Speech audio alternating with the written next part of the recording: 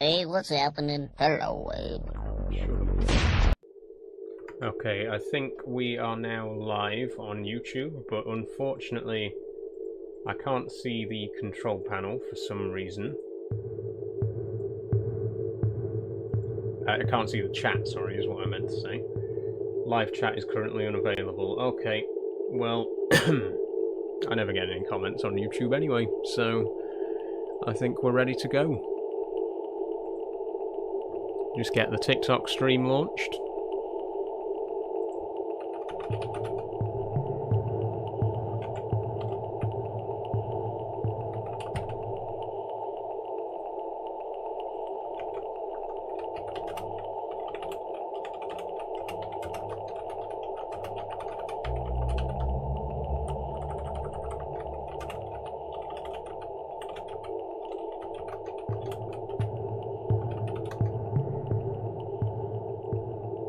Hey, what's happening? Hello,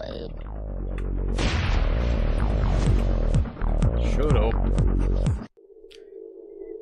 Okay. TikTok stream launching now.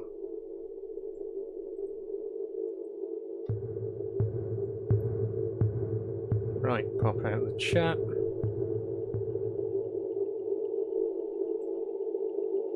Let everyone on Discord know that we're live.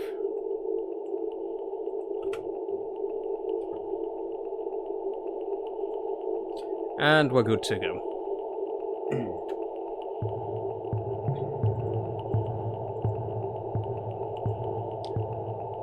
Ooh, hold on, one more thing. That's it. Right then.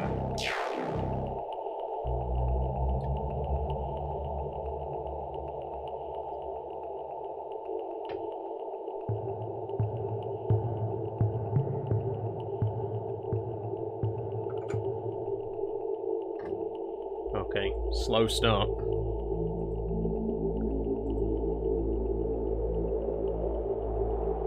It is our first Sunday stream in a while though, so it may take a minute for people to get the message and join.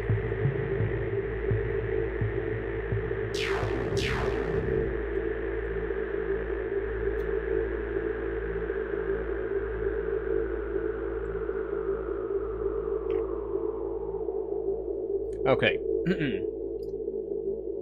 I'm sure people will start rolling in any second, so hello everybody, welcome back to Sci-Fi Sunday.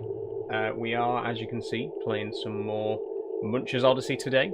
Look, I've been looking forward to this. It's been a long time coming. It's actually been, I think it's been over a month since we last played Munch's Oddysee.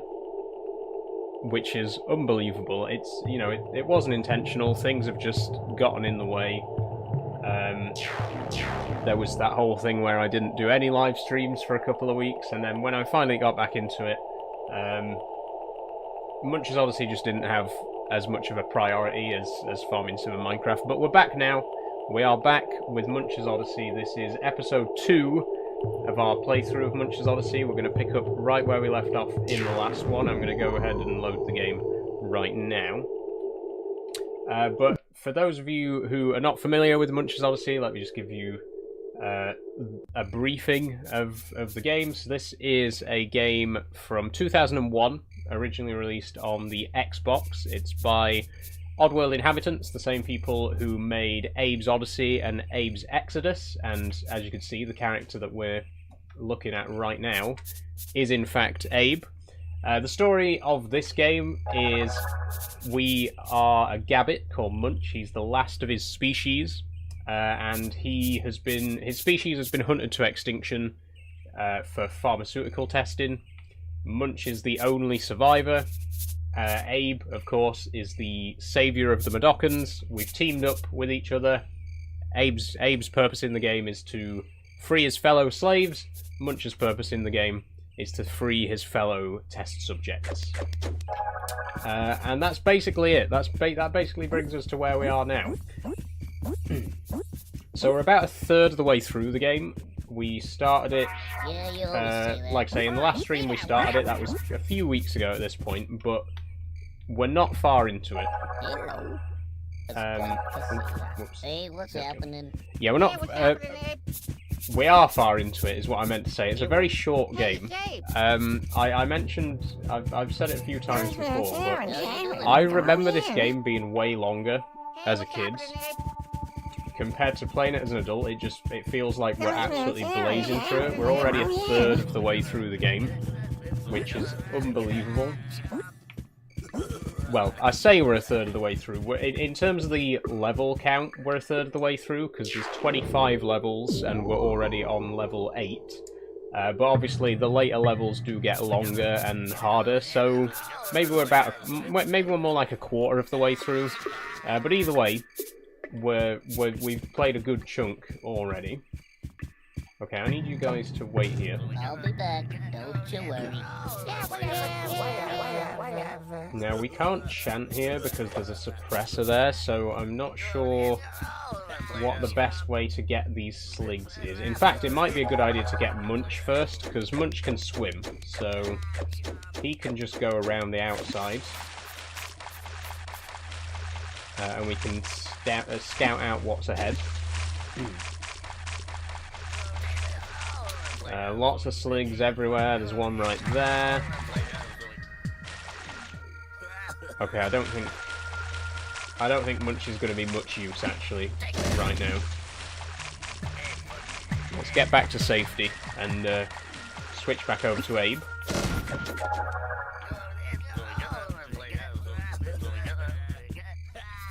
Can I jump across here? Oh, I can. Okay. Problem solved. We snuck straight past them.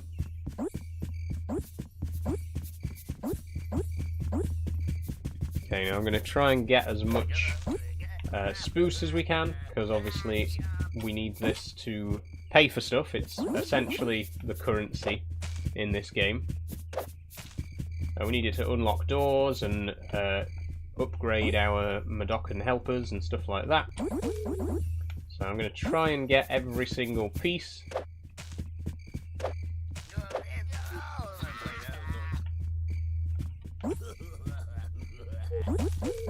There we go. One more rope. Also, hello if you've just joined, by the way. Welcome back to Sci-Fi Sunday. I know it's been a while since we did a Sci-Fi Sunday stream, but it's good to get back into it. I'm aware that this isn't the most popular game. Well, it's not the most popular game, full stop, but I'm aware it's also not the most popular game in the Oddworld series. So, you know, I appreciate that this stream's never going to get as many views as something like Minecraft or Farming Sim, but I love the game. It's a fantastic game. A very nostalgic game for me, huge part of my childhood. And it's great to be playing it.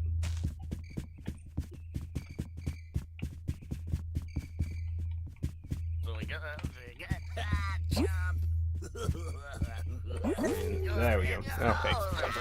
So we now have... Oops. How do I check my... We got 70 spruce. Okay.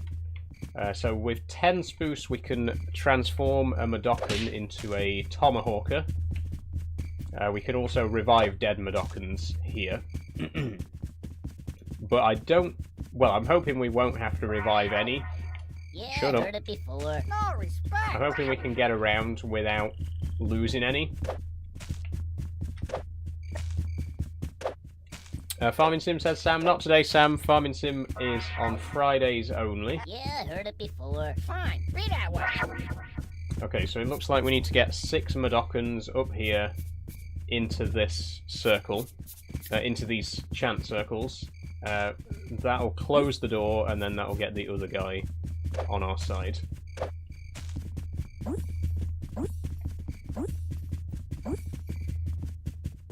Oh, there's a claw over there. I've seen a claw.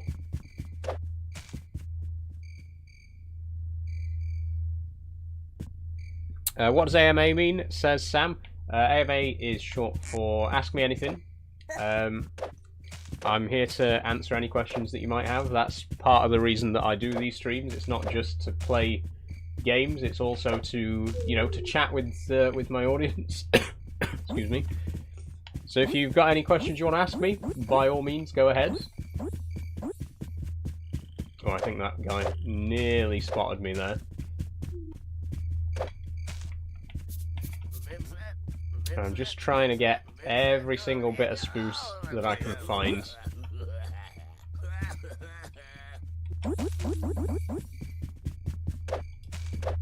Whenever I play this game, I'm always very... what's the word? I always try to get every single bit of spruce, even though it's not actually necessary most of the time. Most levels you can get by with like half of what's actually available.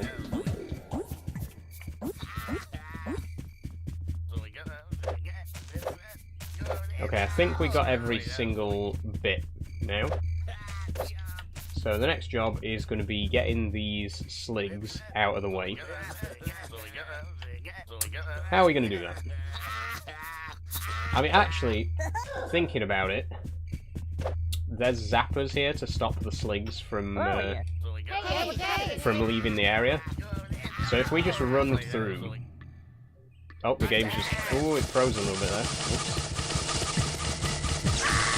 Yeah, okay, that stops them following us. Okay. Good. Right, wait here. Okay, get to work. No, wait here. Don't you worry. So if we use our spruce here, this is going to upgrade these guys into tomahawkers, who are a bit more powerful.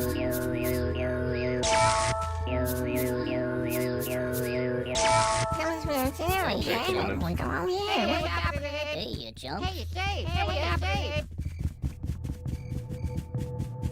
We need to get Munch over as well at some point. In fact, I think we should use the tomahawkers to kill those sligs near the entrance, and then Munch can get past. Hi Dagger, how are you doing? Welcome to the stream.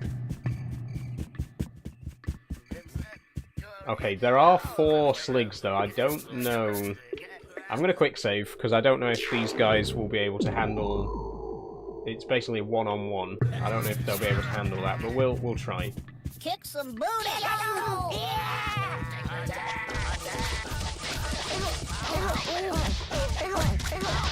Yeah, it doesn't seem to be going well. Yeah, one of them died. Okay.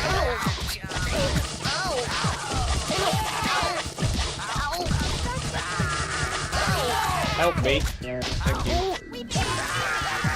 Whoa, what? Why did I just get zapped? Okay, we've lost a couple of birds, and we've also lost one of our Madokans, but we can just revive them, because we got our resurrection totem here. We're back in there, fellow chump. Okay, listen up. And I don't think that negatively affects your Quorma either, because these are native Madokans, so it doesn't actually count as any Quorma being lost. I could be wrong on that, let me just check. No, it's still in the middle, so we're still on perfect Quorma. Okay, come on then. Why are only 3 of you following me? You need to follow me as well. Okay, listen up.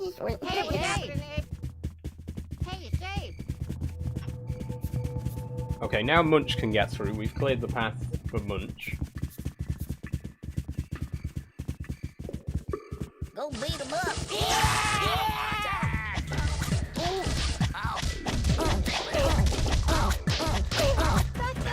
There we go. There's some fuzzles here, there for Munch to deal with. We could do some chanting here. I think we'll try. Let's try and possess one of these sligs instead of just going in and beating them to death.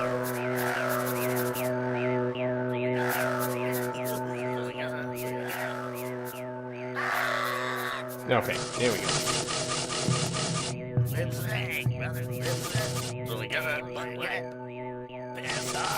Now, unfortunately, we don't have a gun. We've only got a truncheon, so all we can really do is attack each other anyway.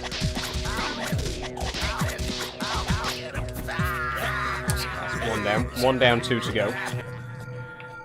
I think we'll get the Mudokons in this one. Go beat 'em up. Let's go. Let's go. Go beat 'em up. Let's go.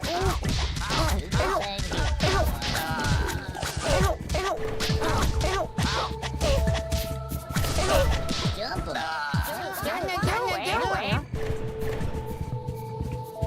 I think that's 6. Yeah, we got 6. Okay, come on then, guys. Which is how many we needed for to close the door at the top of the fortress. So we'll go and do that, and then that will get us a 7th. I think that's all of them for now. So then we'll have to go and get Munch and bring him into it.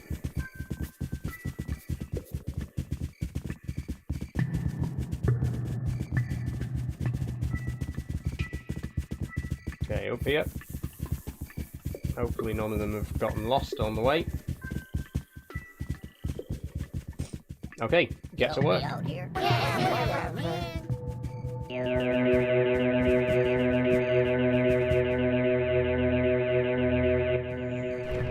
Okay, so that's going to close the door, and as soon as the door closes, that means that that guy outside the door is going to stop patrolling, so we can go and get him. Oh, there's someone there. Oh, Whoops. you just hang here for a while. Why have I forgotten how to pull Sit levers? tight, be cool. Right, come Where are you? out of the way. Hey, There we what's go. happening? What's happening? How, You just hang here for a while. it's X, it's X. Okay. Hey,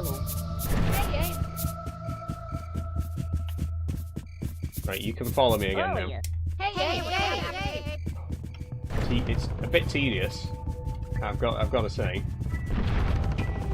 But I think that does sum up certain parts of this game. As much as I do love Munch's Oddysee, I think tedious would be a good word to describe certain levels, this being one of them, frankly.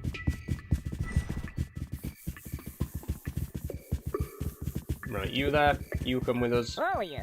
Hey, what's happening? So we now got 8 Mudokons, one of whom still needs to be upgraded to a Tomahawker, so let's go and do that real quick. There we go. Okay, Everybody listen. 8 guys. 8 Tomahawkers. Oh my god, Abe! Yes, it is Abe. And here's Munch as well. I lost my train of thought there. Oh yeah, I was going to say, the reason that I've been playing these games is because they're a huge part of my childhood. Really, you know, massive nostalgia from these games. So it's always good to hear from other people who are familiar with the series as well. Because I feel like not too many people today have heard of Abe, but back in the day, Abe was huge. I genuinely, I think, I don't think people understand how big Abe was back in the day. Like, back in the late 90s, Abe was like the unofficial mascot of PlayStation. He was on the covers of like PlayStation magazine. He was in all sorts of promotional material for PlayStation. He was like a massive cultural icon in his day. And it's a shame that so many people today haven't heard of Abe, because God, he was so big. He was huge. Okay, you can wait here, actually. Danny says, I spy my name. You certainly do, Danny. Your name is on the Patreon board. Thank you very much for supporting me over there. Your name has been added to the list. You're the second Dan on the list, because we've already got a Daniel. So, hello. One sec. Just want to read back a couple of comments that I've missed out on. KJ Wolfheart says, amazing games, certainly are, and thanks for the follow as well, KJ Wolfheart. I've never played this one, I've only played Oddysee and Exodus, childhood games. Yeah, Abe's Exodus was the first video game I ever played. and it has a very, very special place in my heart because of that. It's still, to this day, my favourite video game of all time. Just because it was the very first, it was my first experience with games of any kind, which is incredible, and it holds up as well. Like, not to talk too much about Abe's Exodus because we're playing Munch's Oddysee right now, but Abe's Exodus and Abe's Oddysee, I think, even 30 years on nearly, they still hold up as games. They're so timeless. They really are timeless. This one's aged a bit. This one definitely, this looks like a game from the 2000s, right? It looks like a game from 2001. But because of the art style of Abe's Oddysee and Abe's Exodus, you could play them today and they don't really feel dated, do you remember Halloween stream? That was amazing. I do, Hayden. Yes, good times. The Halloween stream, that takes me back. We played Slenderman's Shadow for Halloween. Another very nostalgic game for me. So that was a lot of fun. Have you played the remake? Says KJ Wolfheart. I have indeed, yes. And I will be playing them on stream as well. So for those of you who don't know, the Oddworld franchise, it kind of died down after 2005 with the release of Stranger's Wrath, which we played a couple of months back on stream. But they had a comeback about 10 years ago. They did a remake of their first game, Abe's Oddysee. And then in 2022, they did a remake of their second game, Abe's Exodus. I do love both of those. Soulstorm in particular, I think, is really great. It got a lot of negative attention when it first came out, but I really do enjoy the two remakes, and we will be playing those eventually on stream. Obviously after we've done with this one, and then Abe's Oddysee is going to be next on the list. I'm just going to possess this guy.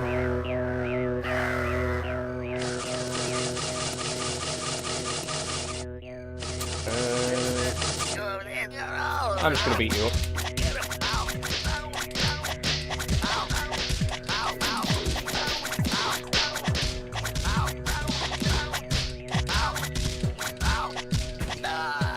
Oh, we actually won! Hey! I think you can win if you get the first hit in.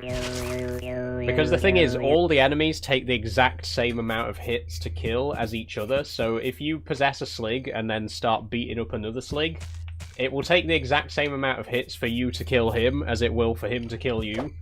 So it's literally just whoever gets the first hit in is gonna win. Unfortunately, it was me.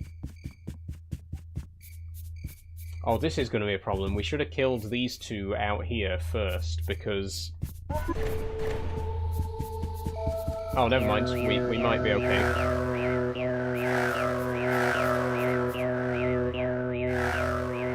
Okay, so we'll do the same again. We'll possess this one here, and then we'll beat this guy up.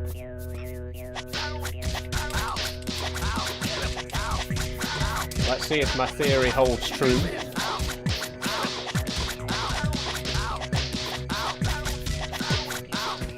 Nope, it didn't. We actually lost that fight, even though we got the first hit. Okay. Lesson learned.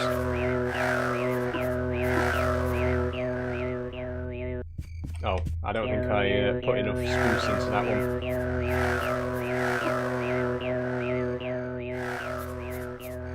There we go. I think this guy's one single hit away from death. But let's not waste it. Yeah, literally one single hit, dead. Okay. Right, so now we need to bring the Madokans, all of them, in here. We missed some spoofs there as well. I'll go and get that in a minute. Hey, you chumps. Need all of you to follow me, please. The game says... what's the game, says Tiago? The game is called Oddworld Munch's Oddysee. Technically, this is the HD version. You just hang here I just for a while. farted in-game, not in real life. Yeah, technically this is the HD version of the game. It's basically just a PC port of the original game. The original came out in 2001 for the original Xbox.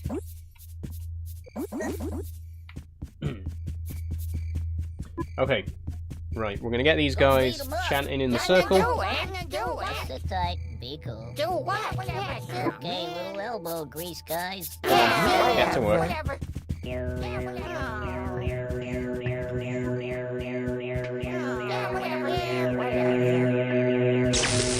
sorry that it's very loud as well when they all start chanting together. That's so loud. Also,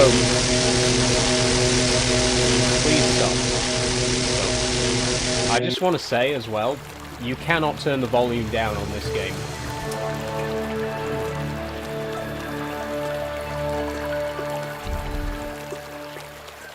This game doesn't actually have a volume slider. It's got 3 volume presets. You can have the volume on low, medium, or high. This is on low. The volume is on low. It cannot be turned down any further. I could turn it down on the stream. But hey, if I've got to suffer with this volume, then you have to as well. So, sorry, guys. You're gonna have to put up with it. Why are you called Ashbridge Industries? Says FOMO. The reason for the Ashbridge Industries name, first of all, Ashbridge is my surname, and Ashbridge Industries is just a name that I've always used on, like, official projects and stuff like that.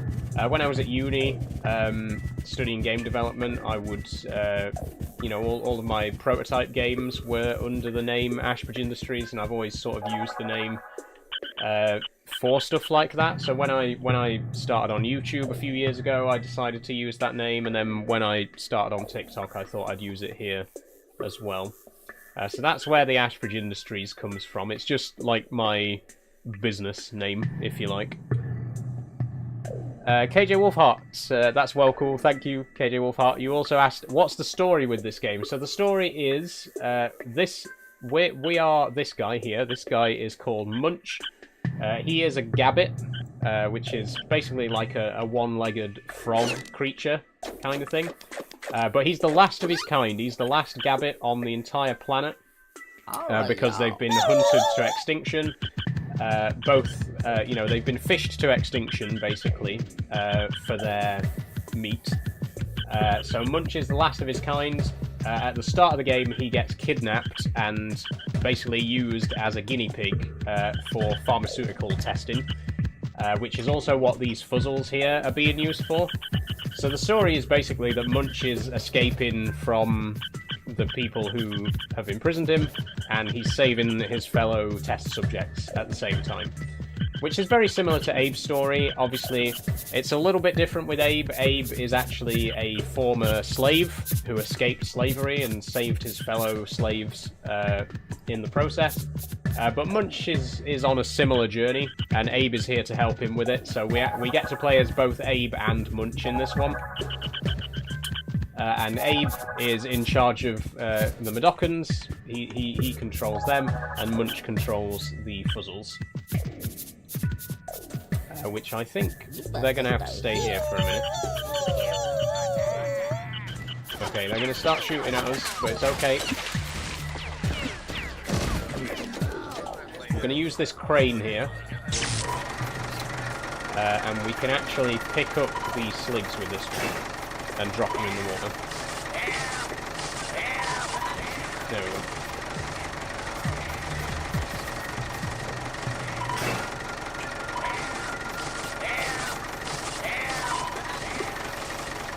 Go, and that's it. We can't reach the other ones.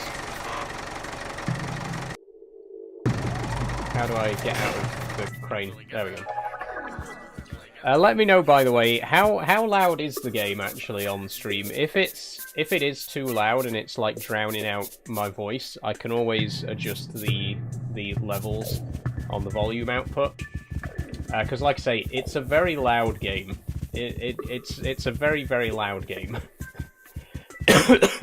Excuse me. You better stay here.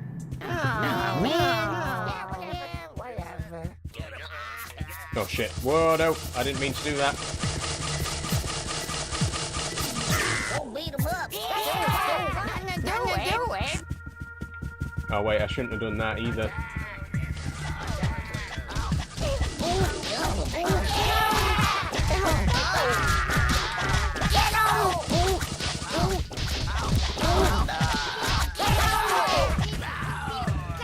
Ooh.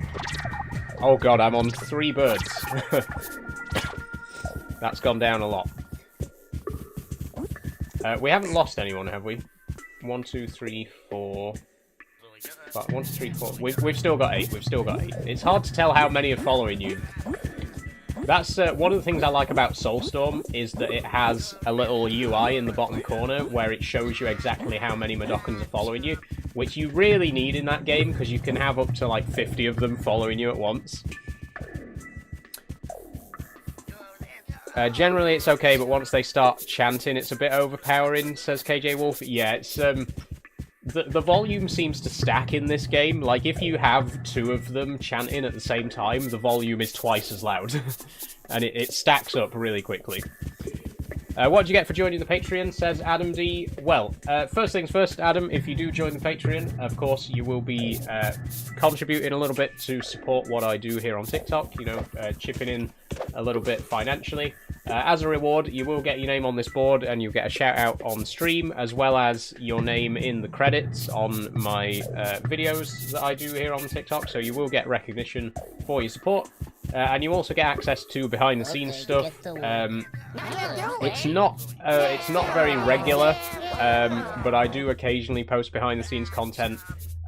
Sometimes it will be like uncut footage, raw footage. Sometimes it will be like bloopers and stuff like that. Sometimes I'll do little behind-the-scenes videos just showing how I'm editing stuff together and stuff like that.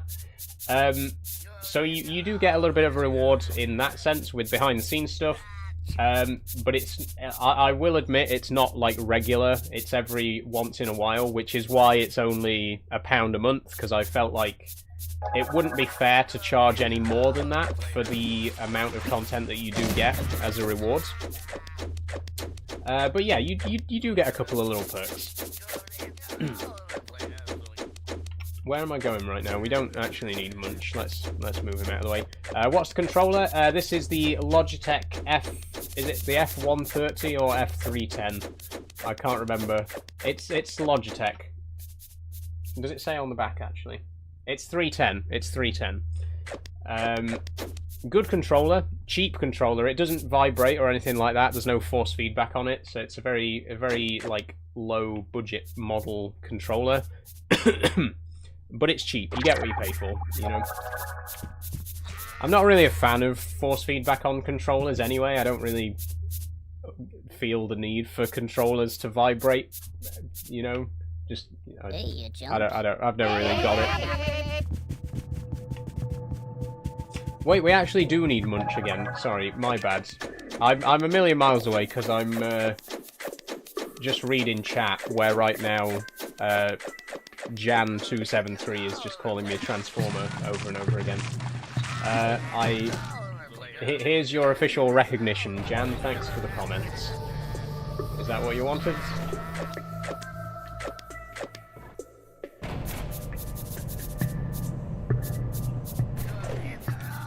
There's a few too many ambient Madokan sound effects as well. You'll notice if you stand near the Madokans,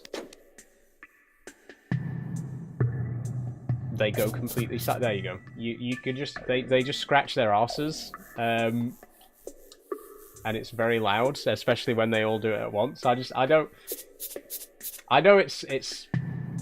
look, it's supposed to be funny, and it's a little bit funny at first, but when there's like 10 Madokans all scratching their arses at once and it just completely drowns out any other audio, I don't know, I just feel like the audio balancing in this game leaves a lot to be desired. Okay, let's get ourselves a fresh wheelchair. You guys can follow me now.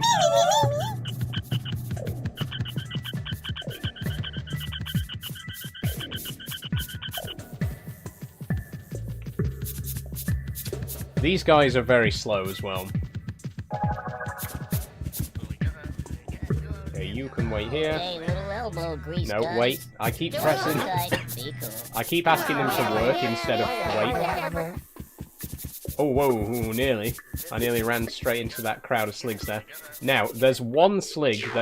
All of these sligs have truncheons, except one. There's one that has a gun. So we need to find the one with the gun.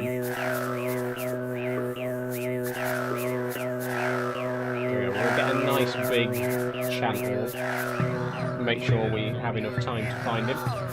Yeah, all these guys here, look, these have all got truncheons. I think it's the one in this corner. Yeah, this guy's got a gun. This is the only one here who has a gun, so we need him to work for us.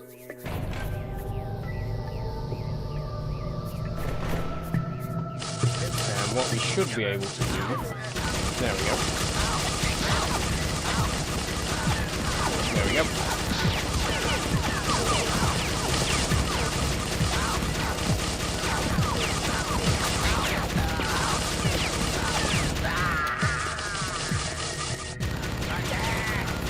Now obviously the advantage to the gun is that it's ranged, which means we can keep them away before they get close enough to hit us.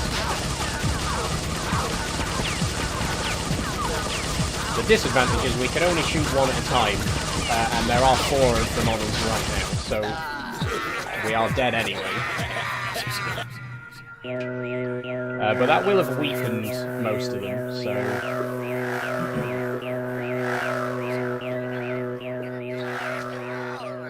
Now we just get one of the regular guys with a truncheon and go in and mop up the rest of them.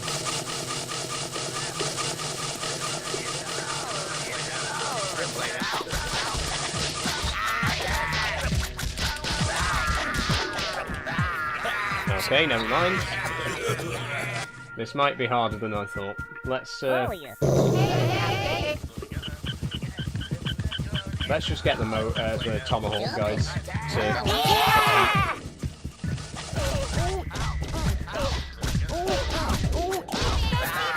There we go, that'll do.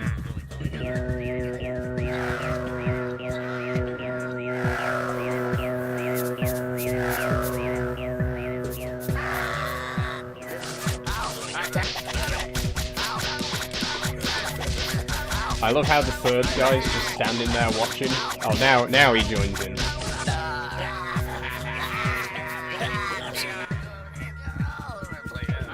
beat 'em up.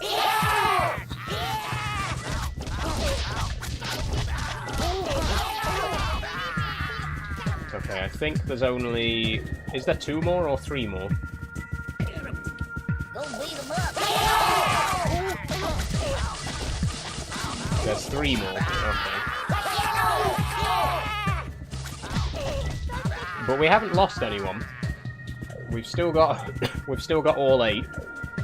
We don't actually need them anymore, so you can all stay here now. I think we just need... Oh, we do need 3 of them to chant to unlock this listen up. this teleporter. Okay, get to work. Are you getting voice surgery, says Calvin Sheehan. No, Calvin, I'm not planning on getting surgery. You can get vocal cord surgery to tighten the vocal cords and raise the pitch of your voice. I'm not interested in anything like that. I do intend to do voice training. But I don't really see the need for anything like any kind of surgery. Why have I not got Angelic Quarmer? Is that because one of the Madoccans died, even though I rescued him again? Are you joking? Right, I'm not playing the entire game again. I'm not doing the entire level again just for the sake of that one Madoccan who died and got revived. You just hang here for a while. But I'm a bit pissed off about that. Because that means that we're not going to get the best ending. Because to get the best ending, you have to have 100% Angelic Quarmer. And now because one single guy died, even though we revived him again, so it didn't actually count, it still cost us...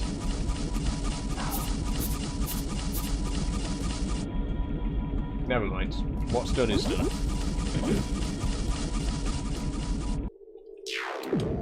Do you think Lily Tino is a good representation of trans people? No, I don't.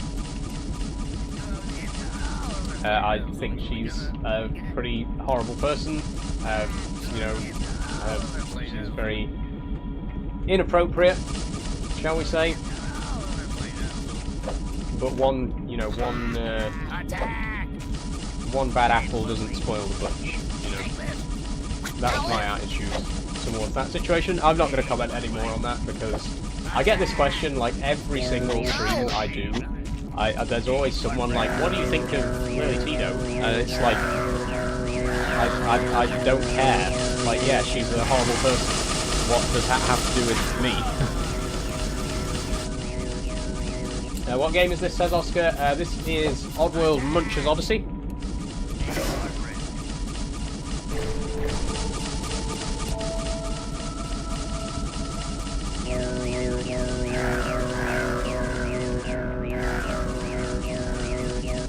Oh shit, we've run out of spoos.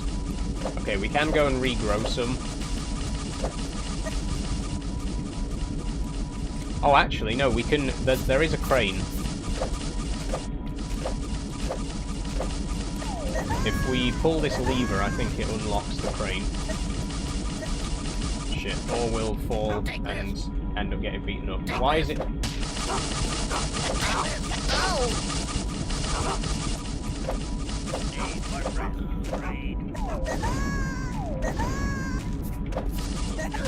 Oh, for fuck's sake. Right. Another thing about this game, the platforming is not very easy. It's a lot easier in Abe's Oddysee and Abe's Exodus because they've got like a tile-based movement system. But this is more like New and Tasty. If anyone's played New and Tasty, it's a bit more like that, where it's really fucking hard to jump in the right place and not fall to your death.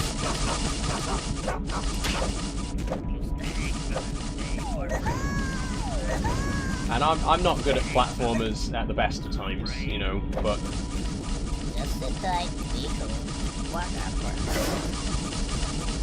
farming please, not today. Farming sim is Fridays only. Okay, we can now control the crane. Okay. Oh. Yeah. Okay.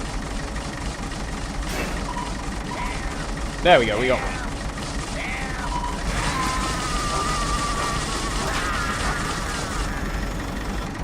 In the recycler. Oh, please.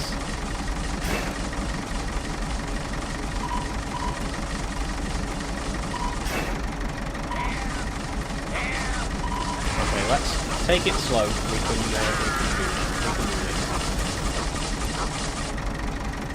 Lorries, please.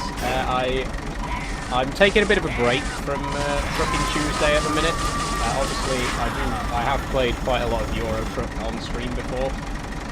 But I'm taking a bit of a break from that at the minute. In fact, I think the next Trucking Tuesday that we're going to do is actually going to be a game called Roadcraft, which is a new game from the creators of Mudrunner and Snowrunner that's just released a few weeks ago. I will be playing that soon. I'm not sure exactly when, but it is on the agenda. And then I think I might actually leave Euro Truck until the Nordic Horizons DLC comes out, which it's got to be soon. I think they are sort of finalising it, finishing touches and all that. So I think, like I say, best option is to wait until that releases. If it's, you know, if that does happen within like the next couple of months or so, which is what I'm hoping for.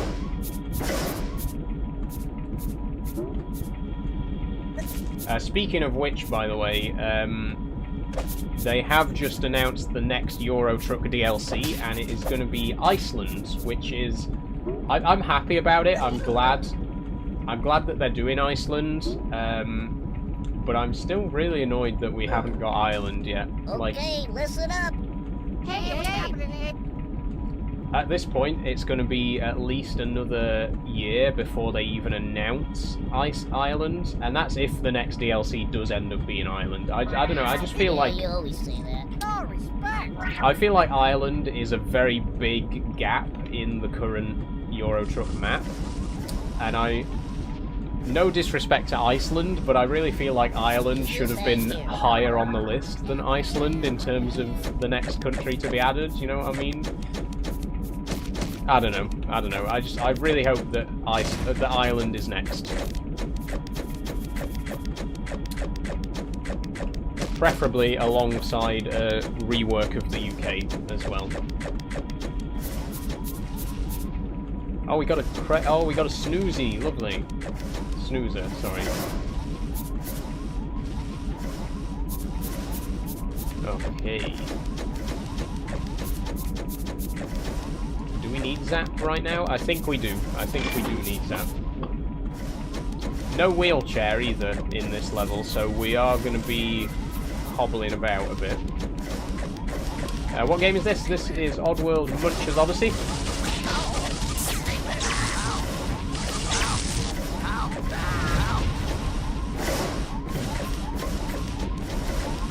Yeah, this is Oddworld Munch's Oddysee. It's a 2001 Xbox game.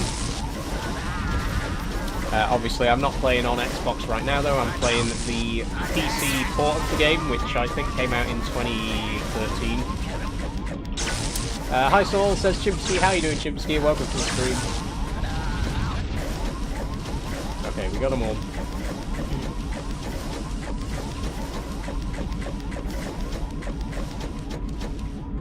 Okay, so this is the snoozer controller. Stuff there. There we go. Okay, now this is the tricky bit. We have to get this snoozer down to the other side of this hall without it being destroyed. And as you can see, we can't adjust the camera at all. This is the camera angle that we're forced to work with. And there's also sligs dropping powder kegs everywhere, so we've got to be very careful not to get hit.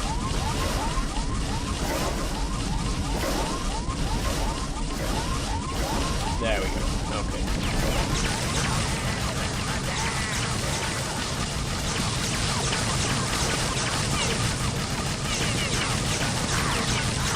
So we need to knock as many of these guys out as we can.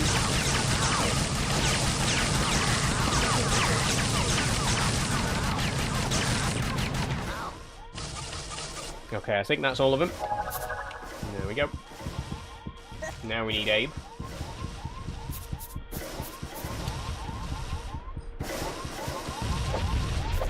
Can I take you on a date soon, says Chipsky? I'm fine, thank you, Chipsky.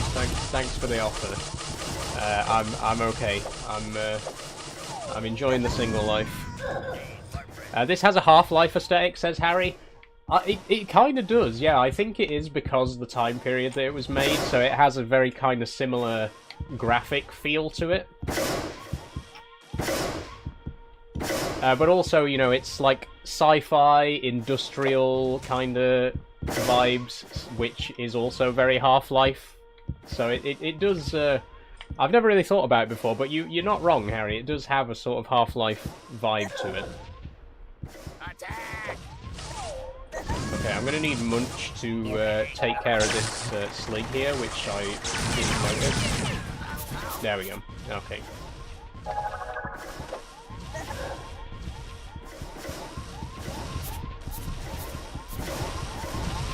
Then we're going to get Abe. And we're going to try and gather as many of these Madokans as we can before these sligs start waking up again. Which won't be long, so we'd better get a move on.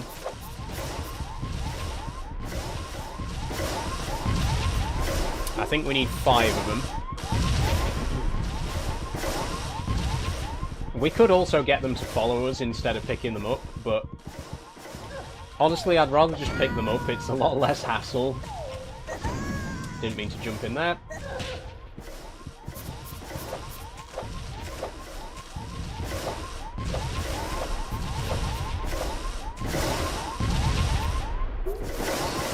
Three. Oh shit. Is he dead? Oh my god, he's dead! I think that's a bit of a... I think that's a bug, because he's dead, but he's still in my arms. Oh no, he's not dead. Okay. He was injured. He took some explosive damage, and that caused him to go into that pose. But because he wouldn't come out of that pose, I thought he died, and I was just carrying around a dead Madokan.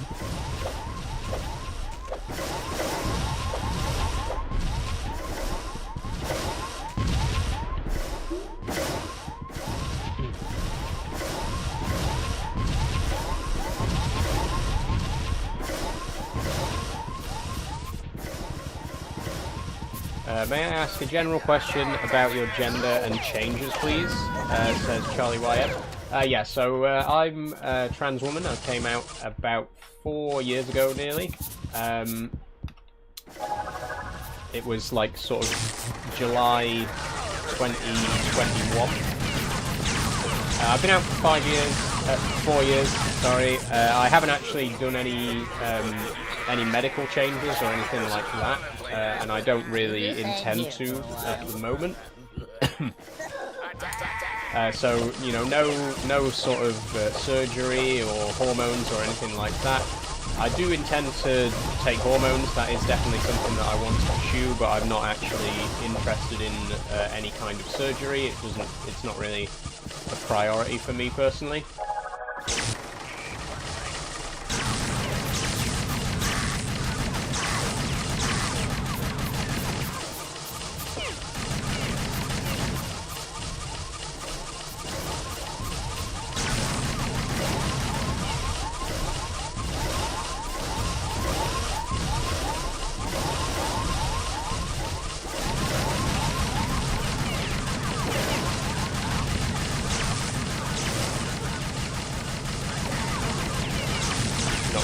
Out again. Game looks hella fun, actually, says Danny. It is, Danny. It's a great game. I recommend the entire Oddworld series. Every single game in this franchise is so much fun to play. They have such a fun aesthetic. They're really like quirky. You know, the kind of humor that they have. Like I say, I would recommend the entire Oddworld series. If you want something a bit more up-to-date, a bit more modern, then, you know, start with New and Tasty and Soulstorm, which came out in 2013 and 2022, respectively. But if you want to go for the classic stuff, if you want to head back to the late 90s, then, you know, try Abe's Oddysee and Abe's Exodus. And if you're feeling a bit nostalgic for the Xbox, the original Xbox days, then of course you could try this game and Stranger's Wrath. Those were the two Xbox titles, but they're all just great games. Again, I think Oddworld does a very good job of blending comedy with, you know, it blends humor with very serious themes.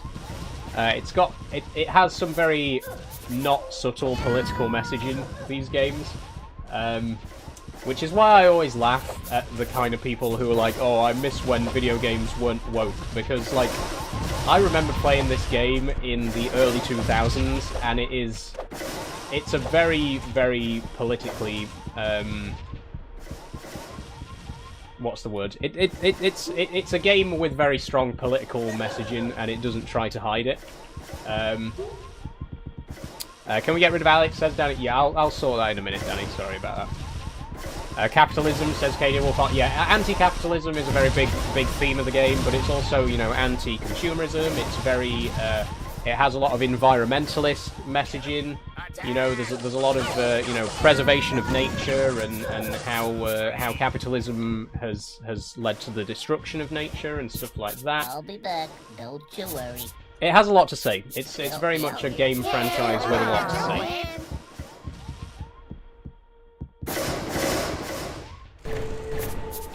Okay, listen up. Hey.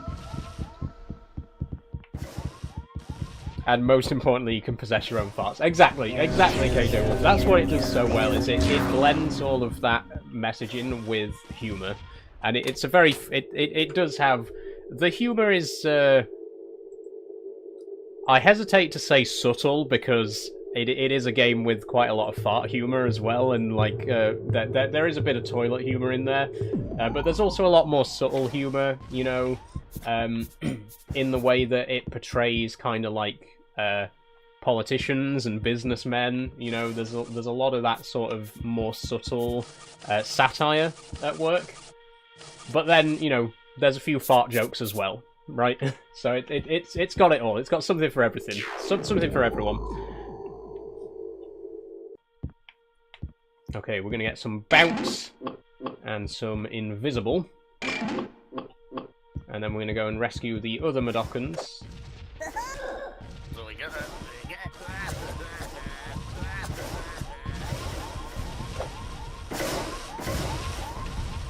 Okay, get this guy.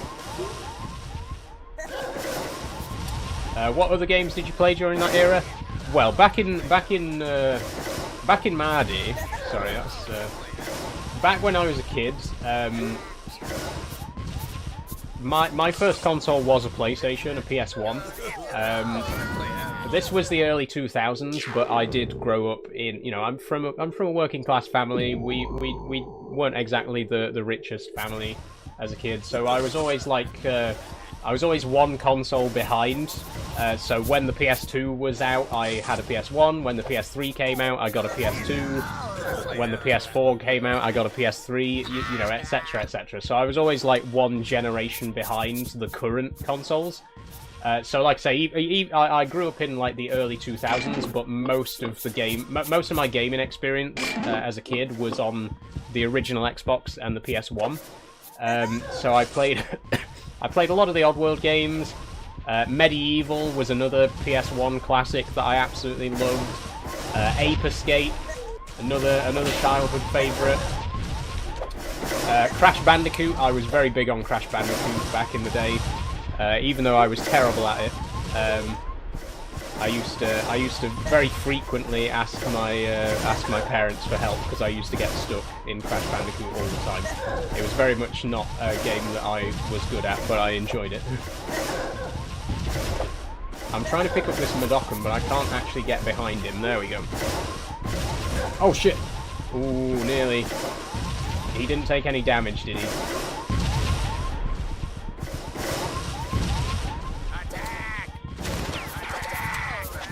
Oh shit, they're all awake, they're all awake. KJ Wolf says, Medieval was also great, everyone loves a bit of Crash. Yeah, I think, I don't think it's very, I don't think Crash Bandicoot's exactly a small, like, unknown franchise. It's a very, you know, everyone's heard of Crash Bandicoot. Everyone's at some point had some experience with Crash Bandicoot. And Medieval, another game that I really enjoy. Big fan of Medieval.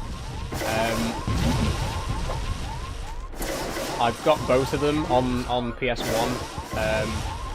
I do have a PS1, by the way. It's you can't actually see it on camera because it's in like the corner of my desk. But I do have a PS1. Not the original PS1 that I had as a kid. That's long since in a landfill site somewhere. But I do have a PS1, and I've collected a few of my favourite childhood games for it. Including both Oddworld games, both Medievals, Ape Escape, and the original Tomb Raider. And I'm always like on the lookout whenever I find myself in town. You know, I'll always pop into CEX and see if they've got any PS1 games that are kind of on my list. Obviously, Crash Bandicoot is on my list at the minute. I actually don't own any of the original Crash Bandicoot games right now, so I've got my eye out for them.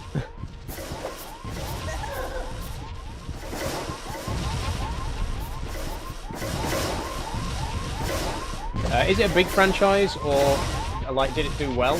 Says Danny. Back in its day, Oddworld was massive, absolutely massive.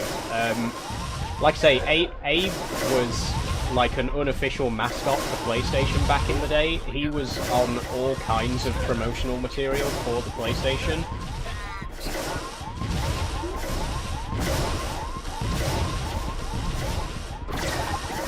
Oh shit, I might be about to die here. Oh, we made it, we made it. But yeah, like I say, Abe was, you know, he was on the cover of GQ magazine, he was on PlayStation magazine, he was on, like, all the big gaming magazines back in the early 2000s had Abe on the cover at some point. He was a massive, like, he was a video game celebrity, essentially, back in the day. You know, the franchise in recent years has sort of fallen into more of a cult status, where it's not as widely known about by modern audiences. But yeah, back in the late 90s, early 2000s, Abe was absolutely huge. He was a cultural icon of the PS1 era. How's our Korma looking, by the way? Let me just check. Okay, full Korma on this one. Tomb Raider I also played, Xena Warrior Princess, and Final Fantasy IX. Yeah, all not quite as big for me personally. I think I did actually, I kind of was into the slightly more niche games. Apart from Oddworld, I think Oddworld and Crash Bandicoot were probably the two, like, big franchises that I was into back then. But then a lot of the other games that I played at the time were a bit more small scale, like Ape Escape is a good example. I absolutely love Ape Escape. Ape Escape is actually the first game ever for the PlayStation to require a DualShock controller. Because obviously the original PlayStation controller didn't have thumbsticks, it just had the D-pad and the square, triangle, circle, X. But Ape Escape was the first PlayStation game that could only be played with the DualShock. You had to have the controller with the thumbsticks, which, you know, that's kind of cool. It's got like a very special place in video game history, and you know, not many people know that. Not a lot of people know that it was the first ever game to require the DualShock controller. And it's also a good game. It's also a great game. So... Hey guys, you made it past the... Yeah, you always... I used to like Monkey Ball, says Danny. Oh, Monkey Ball was a classic. Spyro, says KJ Wolf. I was quite big on Spyro as well. I did enjoy Spyro. Another childhood game that I absolutely loved is Attack of the Saucermen. I actually have it on PC, but it's on disc, so unfortunately I can't play it at the minute because my current PC doesn't have a disc drive. But there's this game called Attack of the Saucermen, and it's a very Oddworld sort of game. It has like a very similar vibe to it, to Oddworld. The story is these two aliens are trapped on planet Earth in Area 51, and you have to escape Area 51 by stealing a time machine. And then you go to all these different time periods throughout human history. Like, you go back to Victorian times, and you go back to the dinosaurs, and you, like, just jumping about all over the place through history. It's a really cool game. Such a cool game, and no one's heard of it. It's such a niche, small game that wasn't really... It was never really massive, you know what I mean? It was, you know, such a like a hidden gem of a game, definitely. I love Attack of the Saucermen. Okay, What a great game. elbow grease, guys. The Harry Potters were good, says Danny. I do have some very fond memories of playing, I think, the Chamber of Secrets I had on the original Xbox. Some great memories of that. Because, like I say, the Xbox as well was the original Xbox was definitely I you know, have some fond memories of that. That was obviously how I got to play this game for the first time, as well as Stranger's Wrath.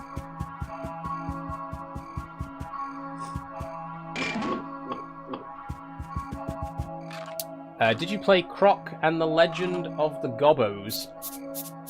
It does sound familiar, KJ Wolf. Off the top of my head, I don't remember it, but it does sound familiar.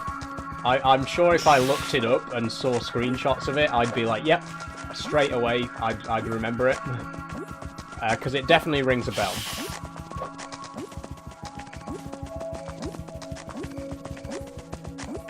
Oh, I played a lot on the Sega Mega Drive as well, but pretty much the only games that I ever played were Sonic and Sonic 2.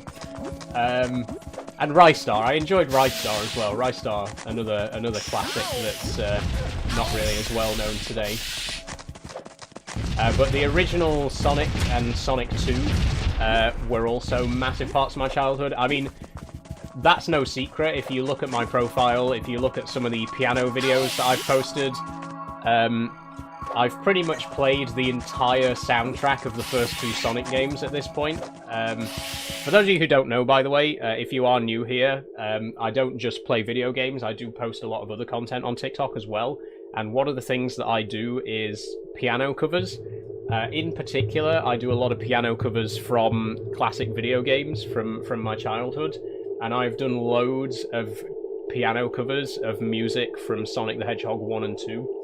In fact, the latest video that I've posted, if you want to go and check it out, is Labyrinth Zone from Sonic the Hedgehog 1. So please do check out the piano covers, do go and give them some love. But I think you can kind of tell what kind of video games I'm interested in from the piano videos that I've posted as well.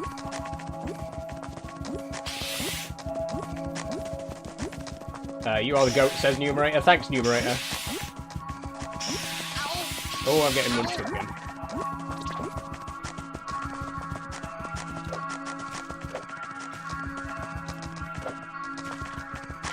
Did you ever play the Rugrats game? I didn't actually, and it's such a shame because I know of it. I'm familiar with the game, but it's never one. I've never actually played it myself. I never actually got the chance. But I did love Rugrats as a kid. I do remember watching Rugrats on whatever channel it was on when I was a kid, in the pre-Sky TV days.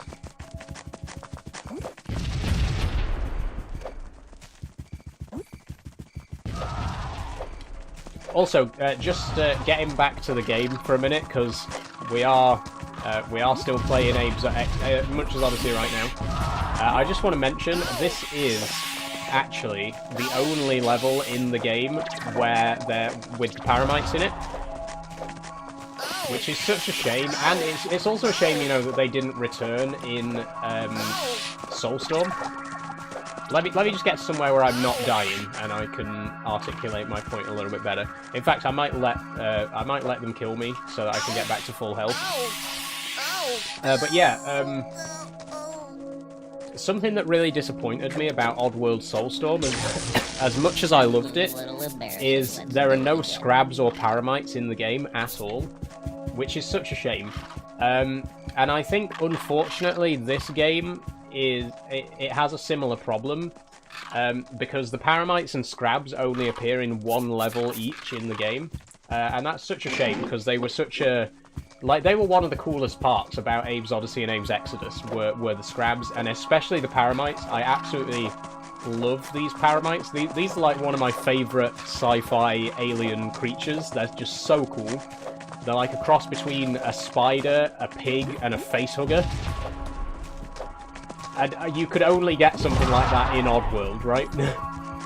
Which, again, is why it's such a shame that this is the only level in the game where they actually appear, after they've had such a prominent part in Abe's Oddysee and Abe's Exodus.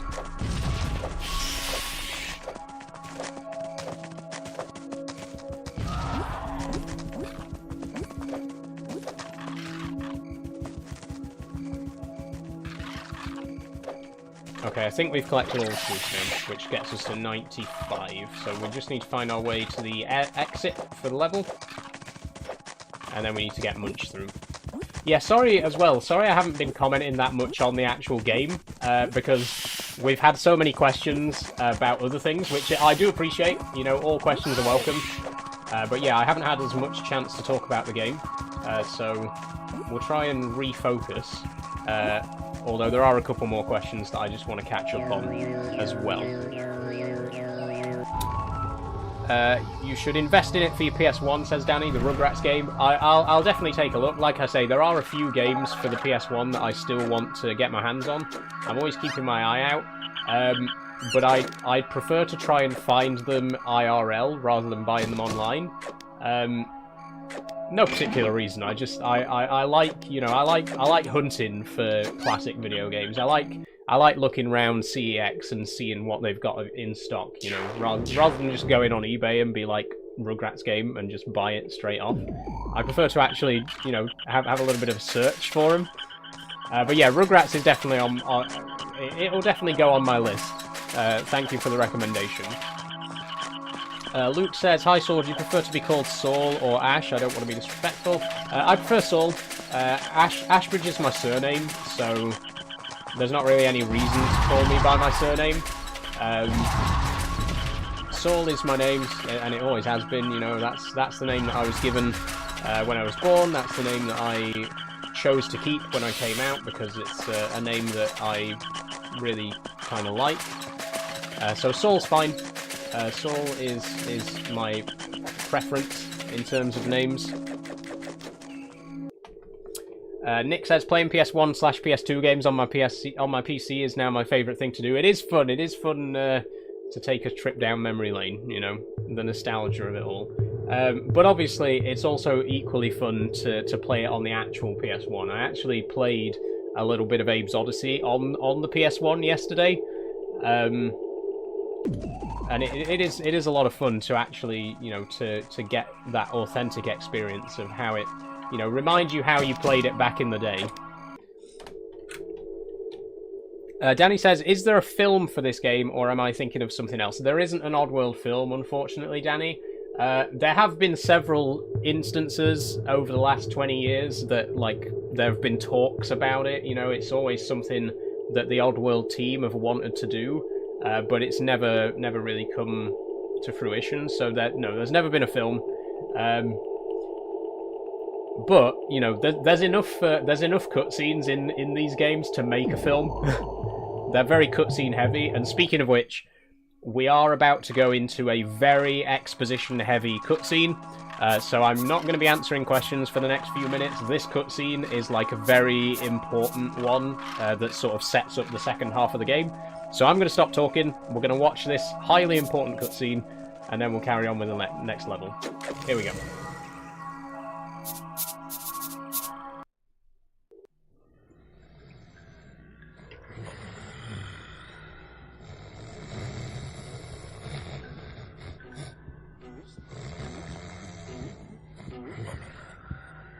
It's about time, Stitchlets. I see you found our one-legged friend. You will help each other find what is most important to each of you. I don't get it. For you, my lonely Gabbit. Huh?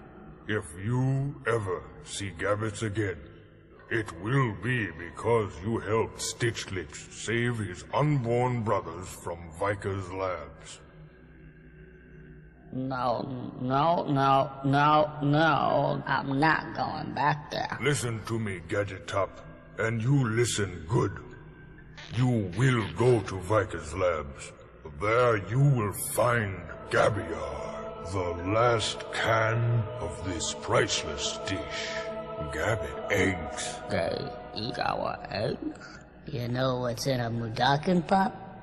Viker's labs is a most formidable fortress.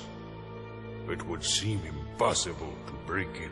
There is only one way. You must help a Glukkan. A most lazy and incompetent, pitiful excuse for a Glukkan. He is called LULU. Huh?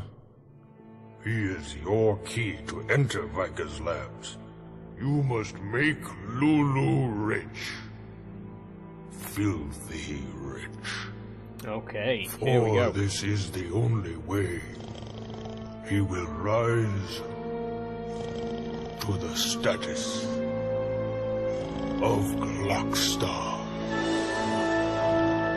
Through this poor excuse for a being, you will acquire the fortune that wins back that last can of caviar. And you, Stitch Lips, Me?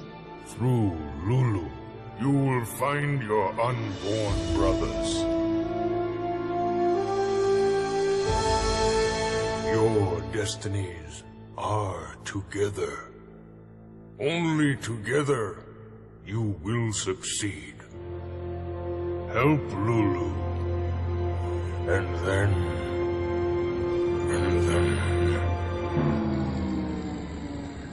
That's it? That's the big message? Okay, there we go. So I will explain this in a minute. Lulu Fund founded. Experts predict bogus charity won't make a dime. Lulu named after glutton failure. Lulu, what possessed him? Other gluttons laugh at Lulu Fund. Okay, so I will explain the story. What on earth is that thing supposed to be, says KJ Wolfheart? That is the almighty raisin. And yes, he's literally just a giant raisin. Which, again, very on brand for Oddworld. But to just fill you in on what was happening there in case you missed it, we now have to break back into Viker's Labs, which is the laboratory that Munch escaped from. We have to break back in there so that Abe can save the Mudokon slaves who work there, as well as saving the unborn Mudokon eggs that are being kept there. And Munch needs to go back there to get the last can of Gabiar, which is Gabbit eggs, the only can of Gabbit eggs left on Oddworld. Munch needs to get them back so that he can basically restart his entire species. So that's the plan. We have to get back into Viker's Labs so that Abe can save the Mudokons, so Munch can save the Gabbits, and the way that we're going to get back in there is by helping a Glukkon called Lulu to get rich quick. We need to make this guy rich. That's the plan. And then we're going to take advantage of his wealth to get into Viker's Labs and save everyone. That's the plan. Yeah, you always say that. No respect! So this level, I have to say, this is the most tedious level in the entire game. This level is called Meep Herder Village.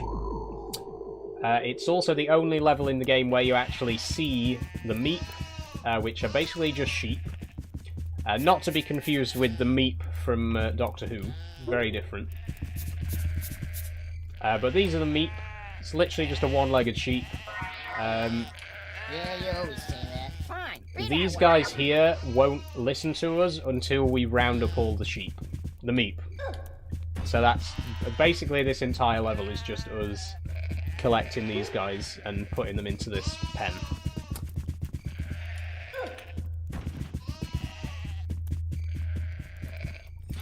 But this is also the first level in the game where we actually get to see and possess a Glukkon. So we haven't seen any Glukkons in the game so far, with the exception of Lulu, who we just saw in that cutscene just then. But this is the first time that we're going to actually get to see a Glukkon in-game. And the Glukkons have different... the Glukkons have a sort of hierarchy in this one as well. There's like different statuses of... basically like different classes of Glukkon, depending on how rich they are, which again, very on brand for the Glukkons, who are very, you know, money-minded. Did you decorate Soul, says Daniel Foley? No, Daniel, I haven't actually changed anything about the setup or anything like that. I do have some new curtains, but they've been up for a while.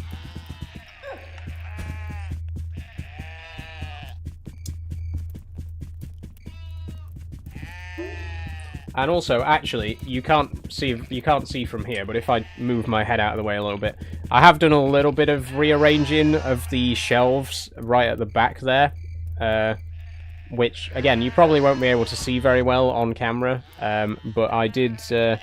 that box there that is...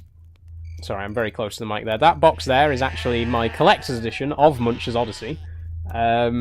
And then I've got a little shelf there with some little bits and pieces on it.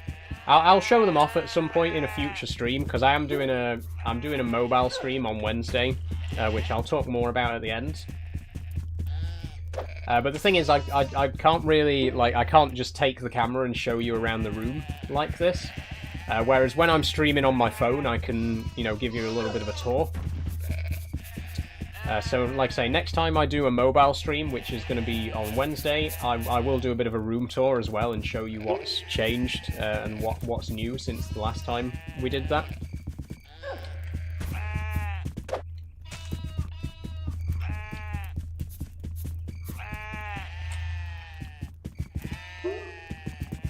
Oh god, this I hate this level so much, man.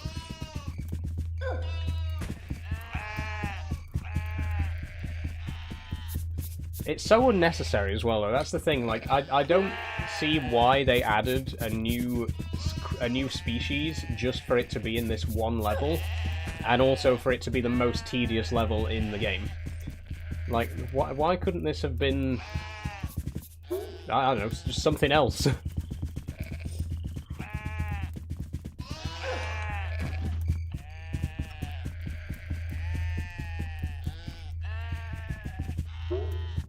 KJ Wolfheart says, I'm currently playing Stellar Blade and all I can hear is bar bar. Yeah, sorry about that.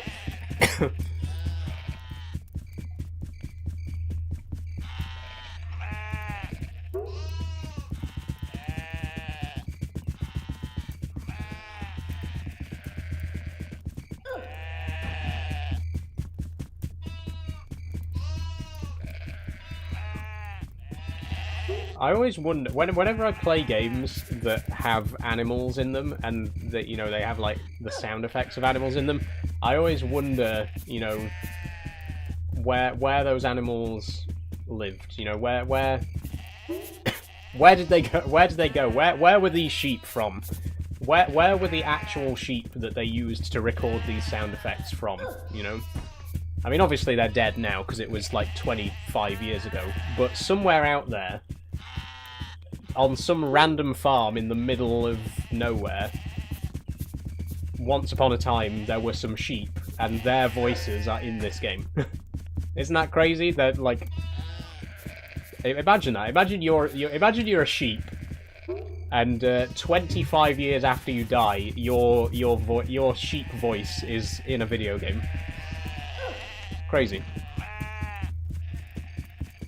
And they don't get paid for it, you know. The farmer probably got paid for it, but the sheep never saw a penny of that. The sheep never got a penny for their voice acting in this game, which is a tremendous shame.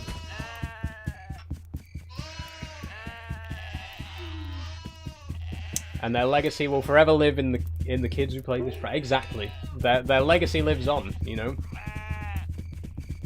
I wish we knew. It would. I wish their names were in the credits or something like that. That would have been. That would have been a very on-brand thing for Oddworld to do as well. It would have been really great if at the end of the game, in the credits, they had like sheep voice artists and they had like a list of the names of the sheep that they recorded for this level. That'd be a very Oddworld thing to do.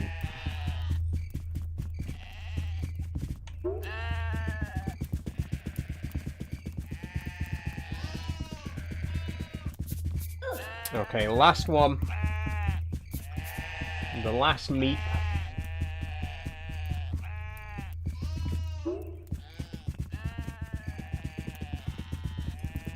And with that, the most tedious part of the entire game is finished. Oh wait, I'm gonna get shut in. No! Wait! Let me out! Let's go! Oh shit. Okay. Sorry, Wow, just let me, you actually did it! You heard it all of me into their pen! So thrilling! Now, what are you waiting for? Get those... Shut up. Let me out. Read that one.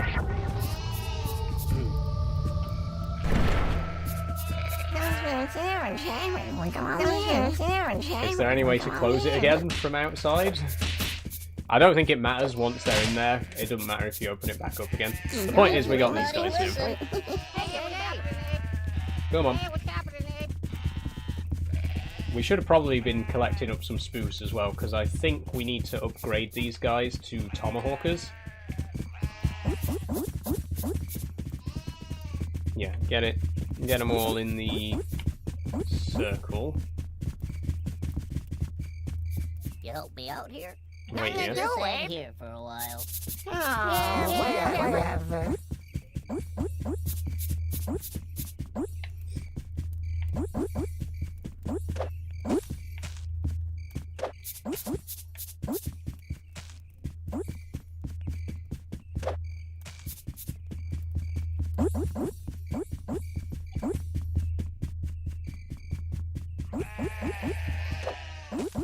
Gather up as much as we can.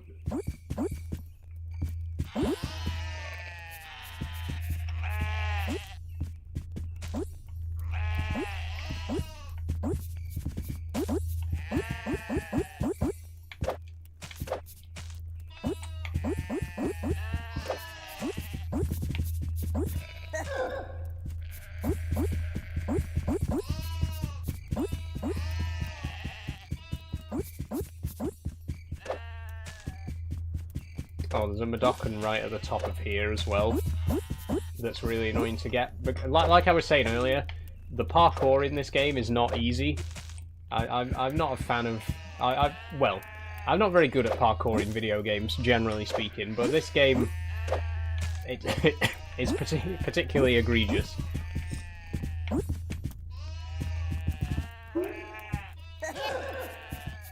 There's my buddy. Hey, Abe.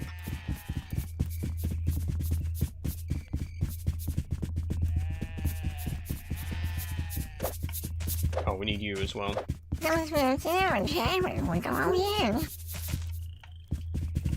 Okay, listen up. Hey, Abe. Okay, that's 6. You just hang here for a while. whatever. I think there are a couple more. We need as many as we can get because we are about to face some slogs.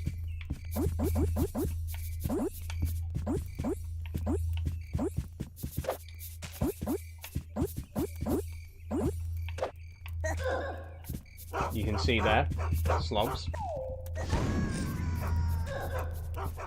Oh, why does that launch us back up here? I want to be on the other side.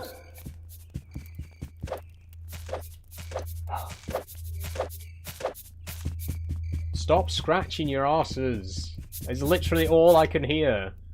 Like, you can hear the sound of crickets chirping and Madokon scratching their arses. Those are the only two sounds that I can hear right now.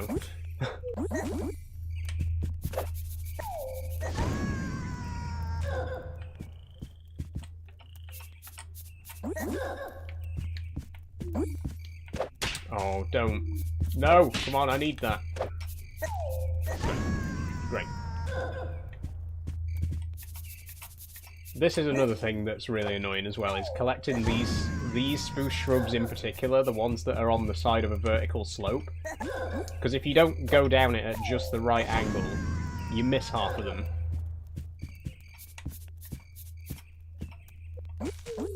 There we go, that's better. I got a niche. Hang on.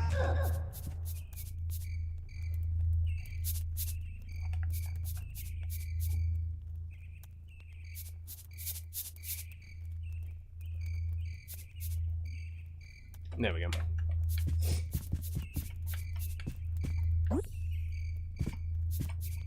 Come on. There we go. We got 145. I think that's probably enough, actually. I know, like I say, I'm always trying to get every single piece of spruce, but we don't actually need to get all of them at all. I think we got more than enough there to do everything that we need, so let's just concentrate on getting these guys to where they need to go.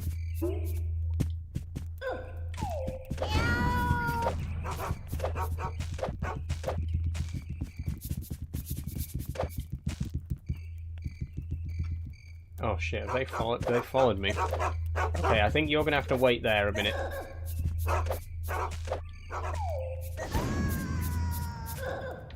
Is there one hiding in this corner? No. Okay, it's a useless corner then. Worth a check. Whoops, falling down again. Hey there, Right, you come with me. Hey, it's Abe. We got 7 Madokons. We're going to upgrade them all to Tomahawkers.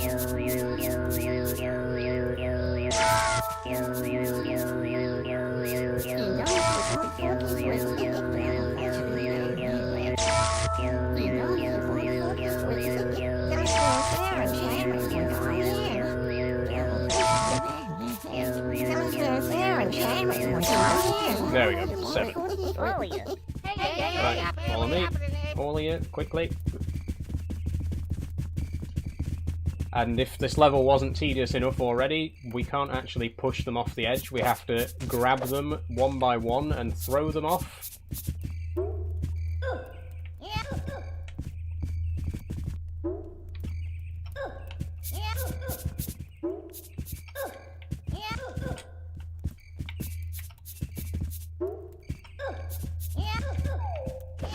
Oh, for fuck's sake. And that one landed in the well, so we gotta chuck him in again.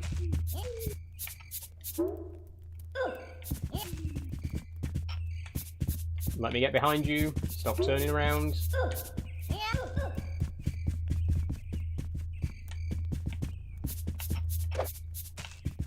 Please just let me get behind you. Stop turning around. Okay. There we go. No! This level frustrates me. Okay, we all here? Okay, listen up. Good. Follow me. Kick some booty. Beat those slogs to death.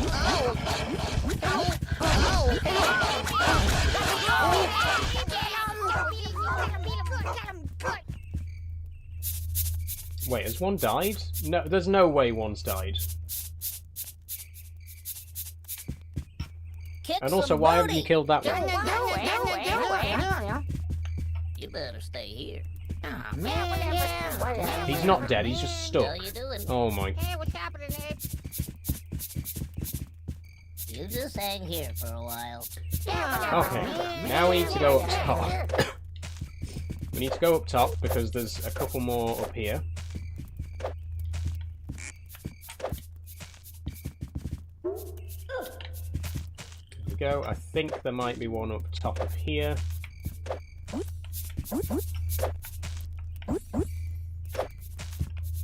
Nope. Okay, is there no more now then?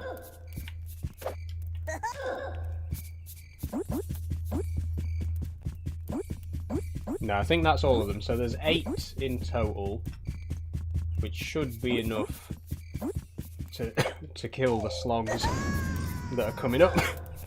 Excuse me. And then we can get Munch on the job again.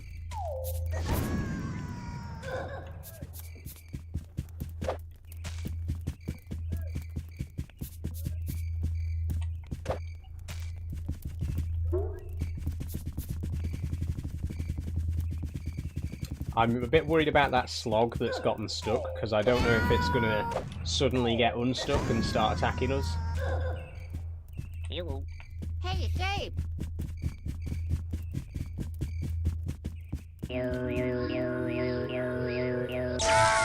Okay, there we go. 8 tomahawkers.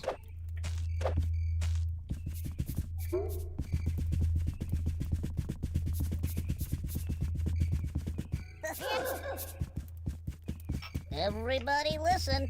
Hey, it's Abe. Okay, get to work.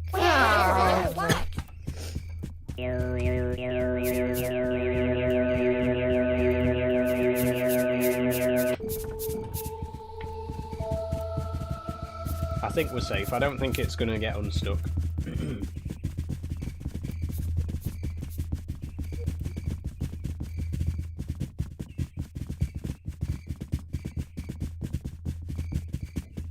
Right, just make sure they've all followed me. 1, 2, 3, 4, 5, 6, 7, 8. Yep, then we can switch back to Munch, and it's wheelchair time. And we're immediately falling out of the wheelchair again.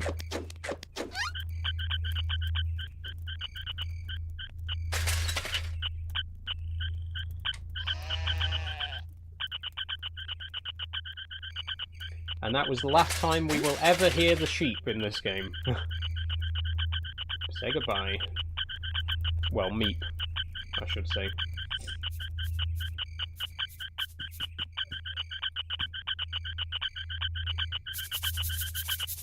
Right, I'm going to do a quick save because I'm not 100% sure what's up through this door.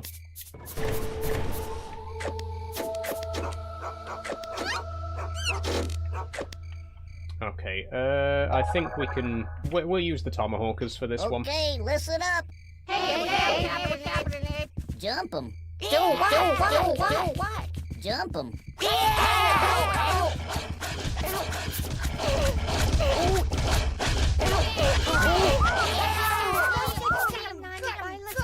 There we go.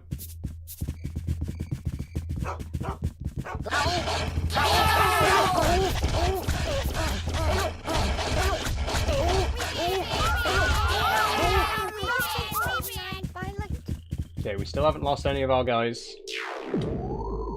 What on earth are you playing? Looks like something from Harry Potter, says Dre Dog. This is Munch's Oddysee, Dre Dog. Classic original Xbox game from 2001. Okay, I'm going to get some zap, and hopefully we might be able to go up against these slogs just with Munch.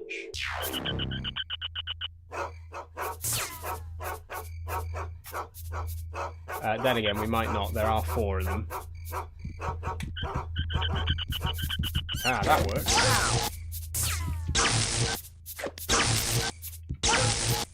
We can deal with them one at a time.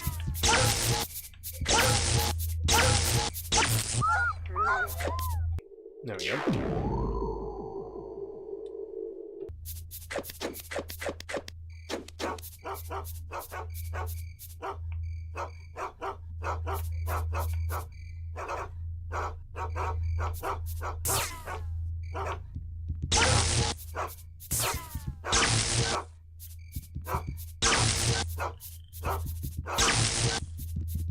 Oh shit, no, not all at once, not all at once, please. I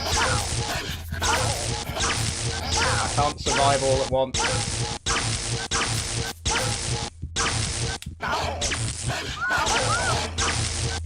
Or maybe I can, as it turns out.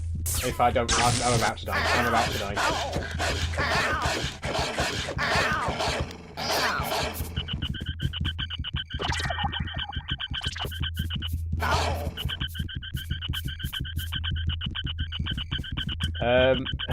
Abe, you want to take over at some point? Thank you.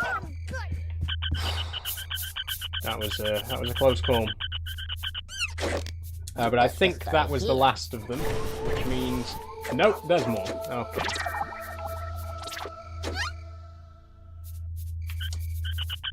Since we know that we can take on 3 at once with the zap, though, we could try it again. Let's try it again. Let's try and take on 3 of them. Wait, hang on a minute. Can I zap without getting out of the wheelchair?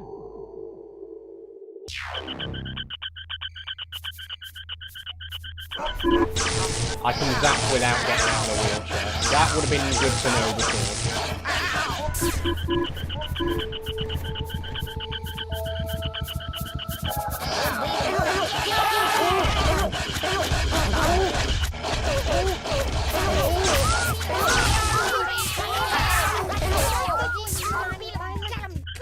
Okay, they're all dead. And I don't think we've lost a single tomahawker, which is good. Which means it is now time to face the GLUKKON. The first GLUKKON of the entire game. Let's go take a look.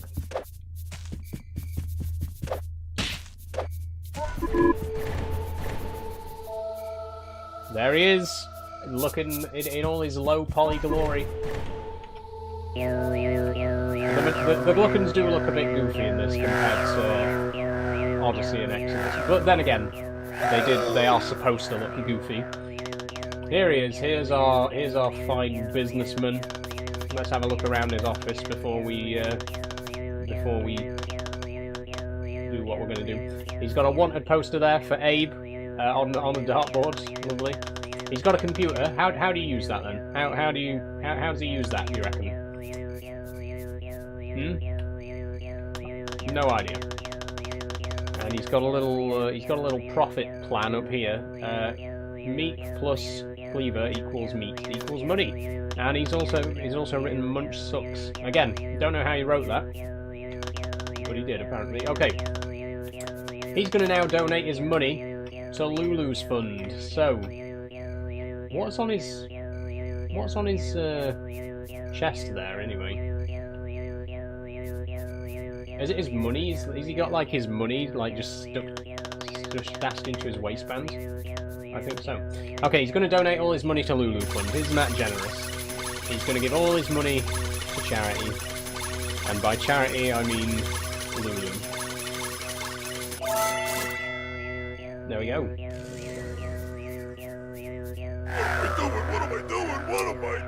Busted, this put of a junior executive is flat-ass broke thanks to you. Lulu thanks you for the kind donation. No problem, Lulu. Poor guy.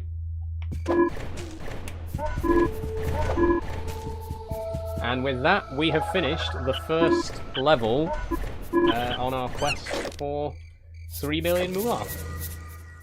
I shouldn't have said 3 million actually, because that hasn't actually been revealed yet, but never mind. The game's 25 years old at this point.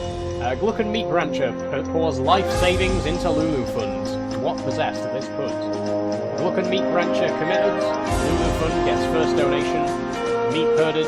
Mysterious slog death trigger investigation. Interesting stuff. So now we're getting on to Brewery to Be, which is the only Scrab level in the game. So we do get to see the Scrabs as well. You always say that. No respect. Again, it's only for one level, which is a great shame. But it is what it is.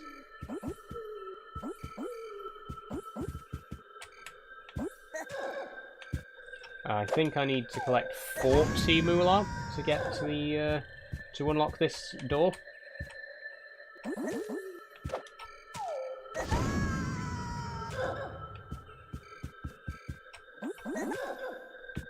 Let me just double check. Oh, it's only 30. Okay.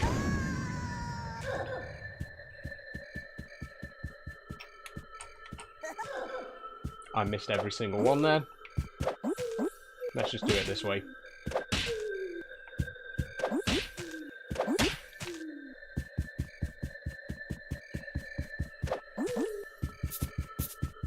There we go.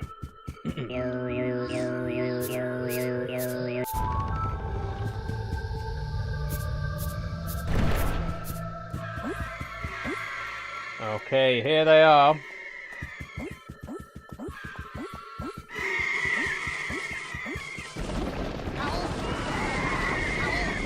Oh, we actually... I thought we could outrun them. We can't outrun them. We're dead. We're dead.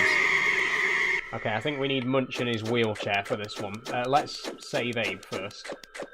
Thank you. Just to be safe. Because if we both die, then the level restarts. And we don't want that. Okay, so Munch in his wheelchair can outrun the Scrabs.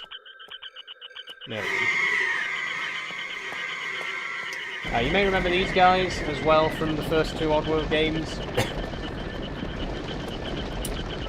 Again, they've been completely, they've just been reduced to a single appearance in this game.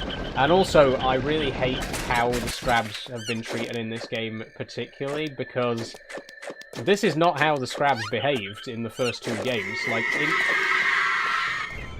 they're famously very territorial. If you've played the original Abe's Oddysee and Abe's Exodus, these guys are super territorial. If there's two of them in the same place, they will fight to the death. But here, there's just literally dozens of them, and they're just fine with each other. It doesn't make sense. It really annoys me the way that they've been characterized in this game, compared to how they were in the original, in Abe's Oddysee and Abe's Exodus. But never mind, the point is we have to get all of them to follow us, because we need to trap them all in a specific area.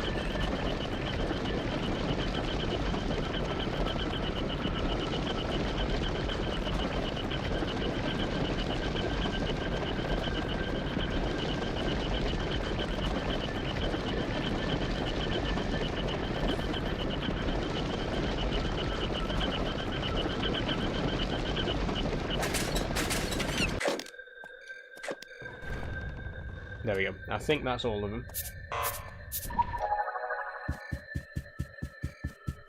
Which means we should be safe to wander around with Abe now.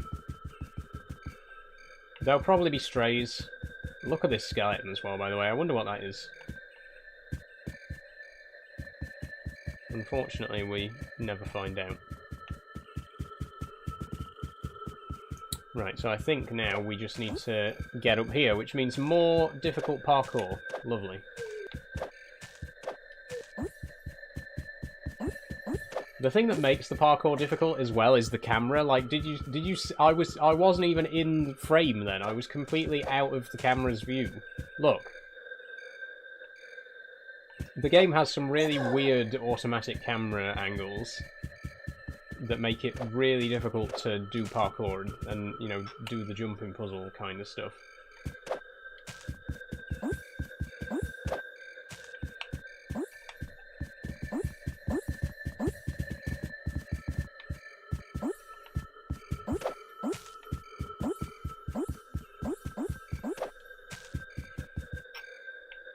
Oh, sligs. Okay, I think we need to possess one of these.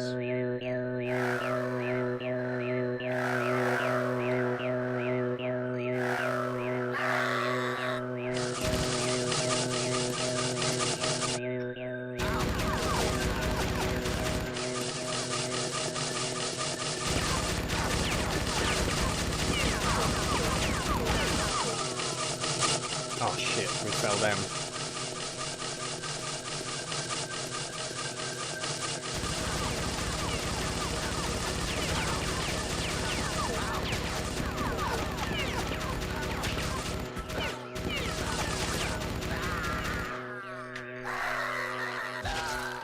Not to worry, we can get him with another chance.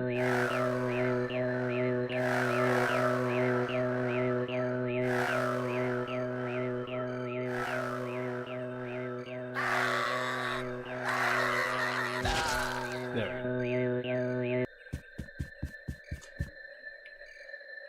I'm curious, actually. Oh, I don't want to start the level again, but there's something that I really want to try that I've never tried before, and I'm really curious if it would actually work. I'm gonna do it. I'm gonna do it. We've only just started the level. We're not really losing that much progress. I'm gonna restart the level because I really want to see. I have something that I've never tried before that I just wanna give it a go.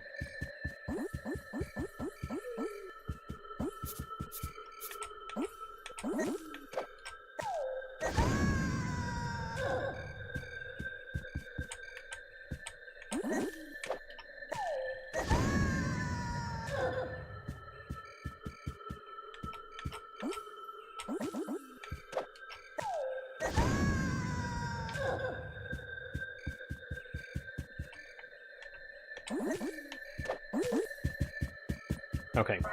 Yeah, Shut up. Before. Fine, read out. So what I'm going to try, after I've quick saved, I'm going to try to possess one of the sligs.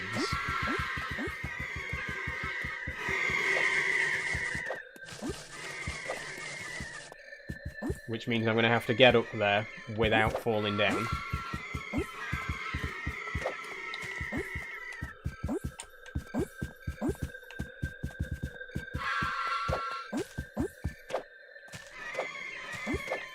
Okay, here we go. I'm going to try and possess one of the sligs and see if the sligs can actually shoot the scrabs. Because the amount of times I've played this game, I've never once tried this. I genuinely have no idea if this is even a thing that you can do.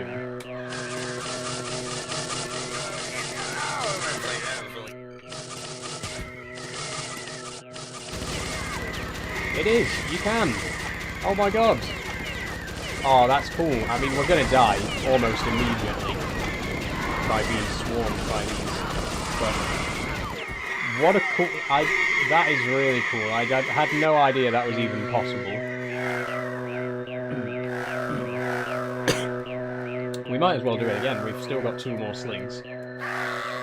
I wonder if it affects your Quorma, though. In theory it should, but I don't think they'll have thought about it. I don't think they'll have thought to actually program it into the game.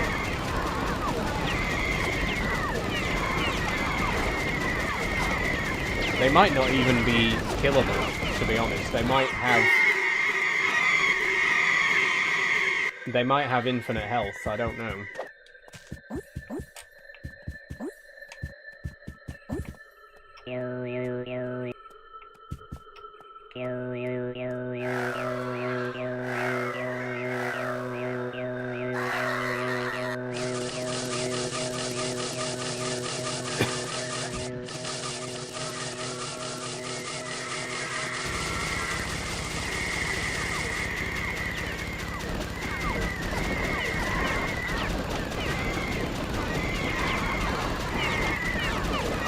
They're also weak as shit compared to Age of Odyssey and Nexus as well. I know, obviously in the original games, everything can insta-kill you. Like, every single enemy is like one-hit kill. And I get that they changed that in this one, but I just wish they were a bit stronger. I wish they could kill you in like 2 or 3 hits rather than 7 or 8, because that's... Again, it's just so out of character for how these guys normally behave.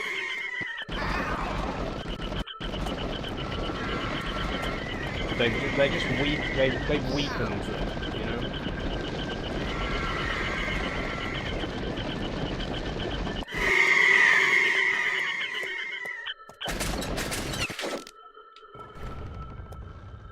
Oh, some are still outside, aren't they?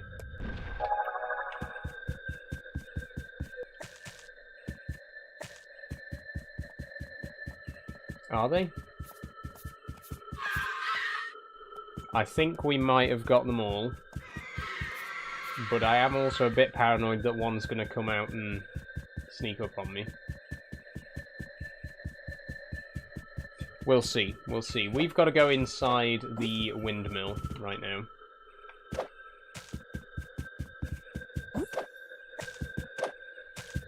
I thought I'd fallen then.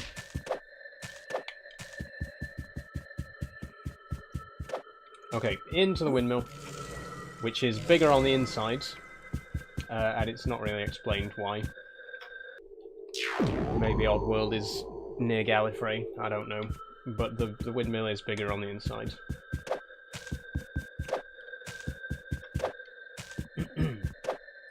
And then there's a few Madoccans to save. Actually, I think we need to throw them into this well first.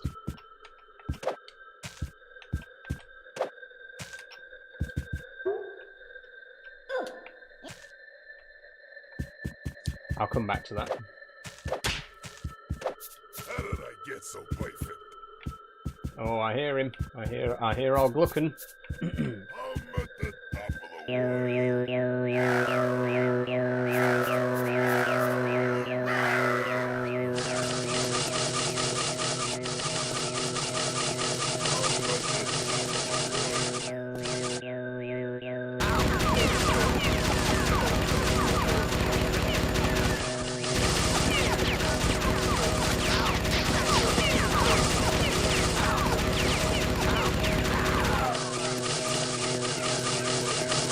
I think most of the sligs have guns by this point in the game. There are still a couple, there's still the odd one that'll have a truncheon, but pretty much all of them have guns at this point. I'm at the top of the world. Everybody loves me.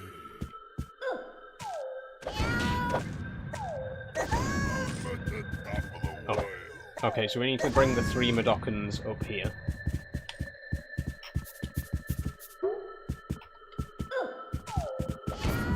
And you.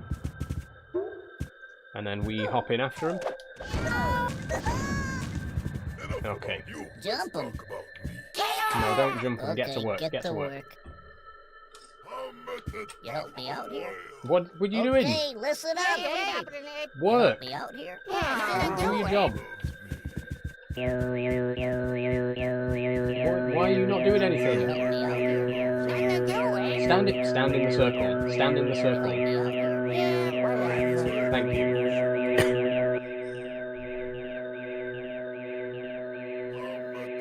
Okay, that's going to open the door, which then is going to allow us to possess the Glukkon inside.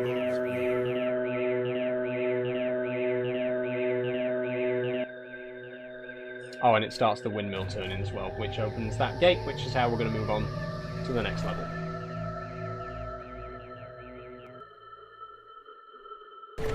How did I get so perfect? Alright, so we stand here. We start our chanting.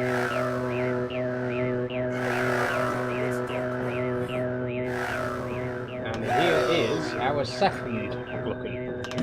This guy looks a little bit richer. He's a little bit more well off. He's got a proper suit for a start. The last guy just had dungarees, but this guy's got an actual suit. So he's a little bit better off. He's got a bigger office as well. And it looks like he's just moving in. Look at all these boxes. It looks like he's just moving into this office. So, sorry guy, but you're about to donate all of your money to me. And if you'd like to donate all of your money to me, join my Patreon. Get your name on this board.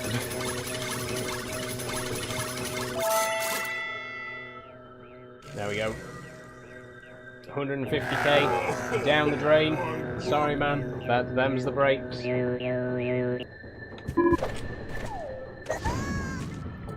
I think those Madokans got teleported outside, so we can just head out. And there they are. Okay, down you go, boys.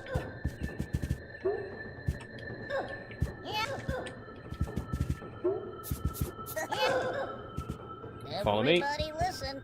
Hey. And I think there's a load in here as well. Yeah, look at this. There's a load of guys here, making vending machines by the looks of it. Espresso machines, specifically. Do-it-yourself microbrewery kit. Part L153. Hey, you jump. Yeah. As I suspected. Okay, listen up. That guy was a fledgling business owner, and we've destroyed his business before it even started. And now we're gonna leave. And also rescue all of his slaves. So...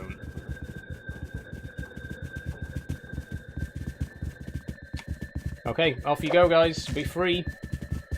Ow. Or not, I just accidentally slapped you, one of them. Go. And the rest of you. White. Go. There's always one. Okay, there we go. So I think we got Angelic Former for this level. We have indeed. We've saved all 15 Madokans. We've killed all 5 security. And we have also taken all that guy's money. So now we just leave. Now we just dance off into the night and go to the next place. Which I believe is Magog Motors, and that's a 2-level... that's a 2-part of that one. 2 levels.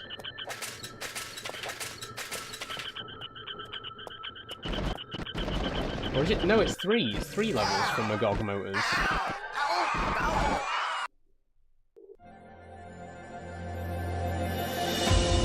Dumb Gluck donates Soulstorm Microbrewery finances to LULU Fund. Was Chump under the influence? Employee recruitment area empty. Scrubs disappear. LULU Fund shows surprising growth. Plans for microbrewery halted. And them's the headlines. Fuel fields. Yes, this is the one. So I think there's actually 3 levels. So we're now about to take on the might of Magog Motors. Yeah, you always say that. Fine, be that way. There aren't any Glukkons in this level, though, unfortunately.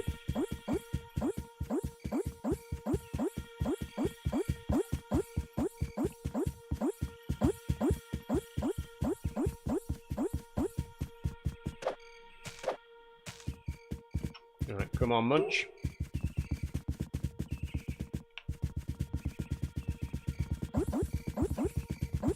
Oh, it's the Sobe machine. I forgot all about the Sobe machine. Look at that. Sobe energy. Yeah, this, So, fun fact, Oddworld actually had a sponsorship deal back in the day with Sobe Energy. So some of the health up vending machines in certain versions of the game, including this version, the HD PC port, some of the health up machines are replaced with Sobe machines. So there you go, look at that. There used to be a message that popped up on screen as well that said, like, product placement at its finest. There you go, so, product placement in an Oddworld game. The audacity for a game that's so vehemently anti-capitalist as well. But you know, you gotta make the bank somehow. I can't blame them. Okay, Munch, it is your time to shine, my friend. Oh, we got armoured sligs as well now. This is where it starts to get a bit trickier.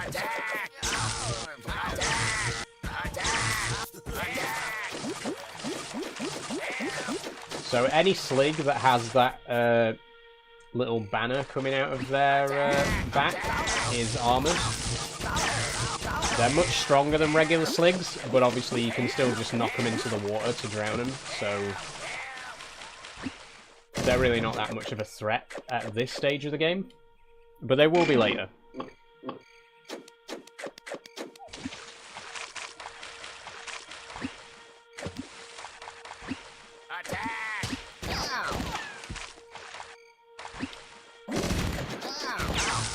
Can you stop shooting me, please? Thank you.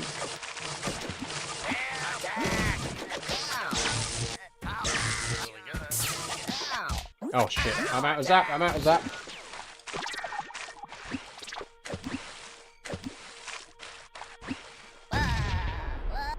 And I just hit a mine. It's good to be back. That's a shame, because I was just about to have a nice, refreshing drink of Sobe energy.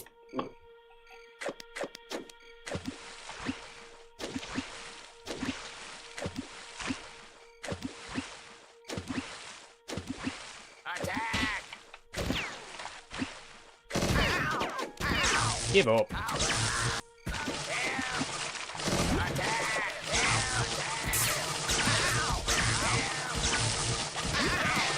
Okay, there's one left. One guy left.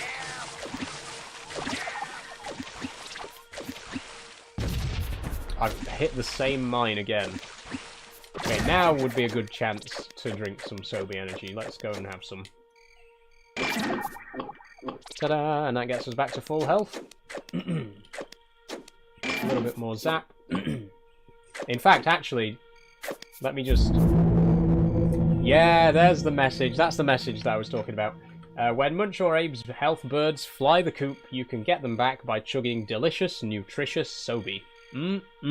Product placement at its finest. Lovely. Honestly, I'm kind of glad that they leaned into it so much because, again... Oh, why are we so much faster all of a sudden? No. Yeah, I feel like because Oddworld is a game that famously has, you know, a lot of anti-capitalist messaging, I think it's really funny that they took the product placement and they were like, we're just going to completely lean into it and be like, yeah, product placement. And it works. It works in their favour.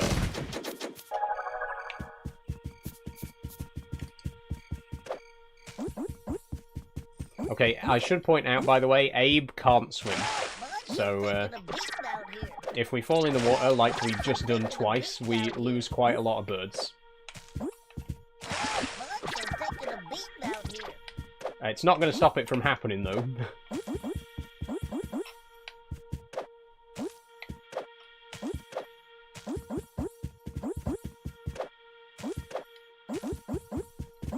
Collect as much spruce as we can, because I think we do need it. Actually, yeah, there's some new Madokans on this one. There's a new level that we can upgrade them to. I'm dead!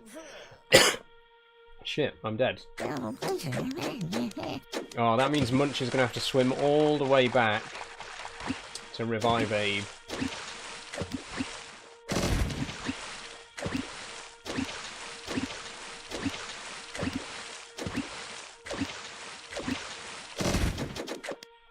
Oh, and that means I'm going to have to do all that parkour again. Oh, Help, Munch, I'm taking a beating out here.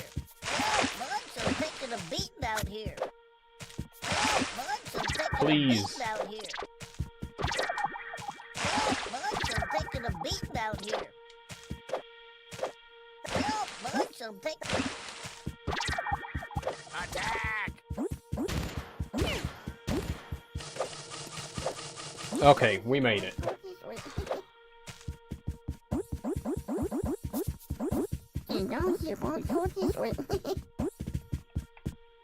Okay, pick this guy up. And you. If I can get you. There we go. Over the fence. And then we need to bring Munch back again.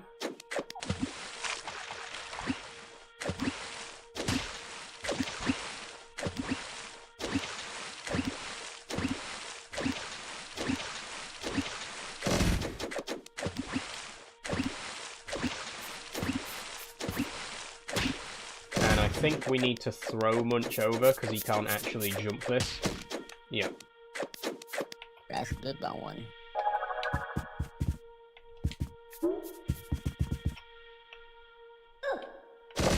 There we go. Jumps. Hey, Abe. Hey, Munch, I'd like you to get in your wheelchair, please. Okay, It'll make things listen a lot up. easier. Hey, Abe.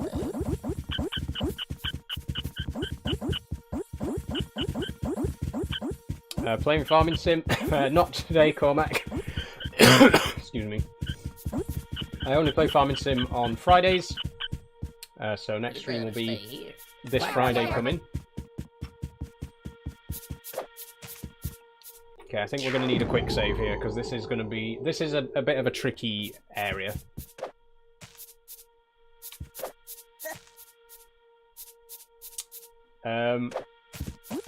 Okay.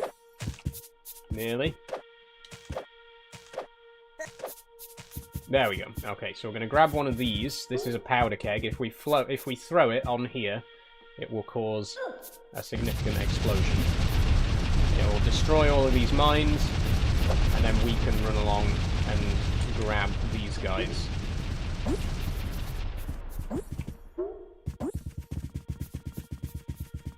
And get them out of the way. We are going to have to do that for the other guy, and then obviously we've got to get all of them back to the other side, which is where they're actually supposed to be.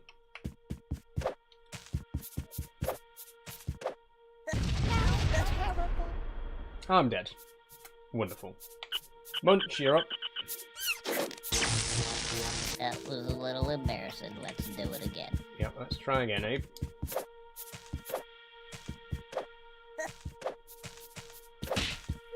Oh shit, no, no, no, whoa! Okay, we made it, we made it.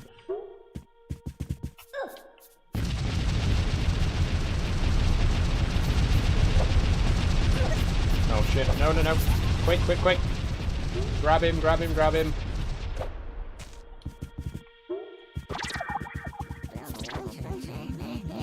Okay, one more trip. Quick save again.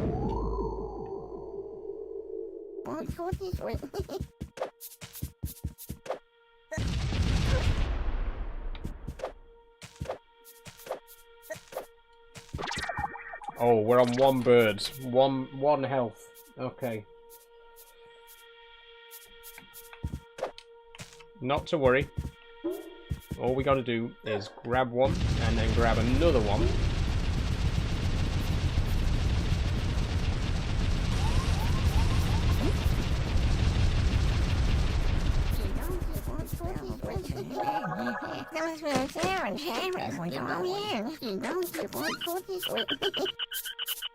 Right. Then we chuck this. What?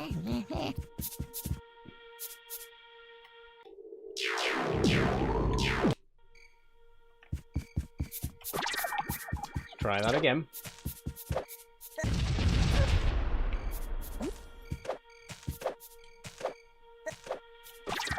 Same exact thing happened again. But it doesn't matter.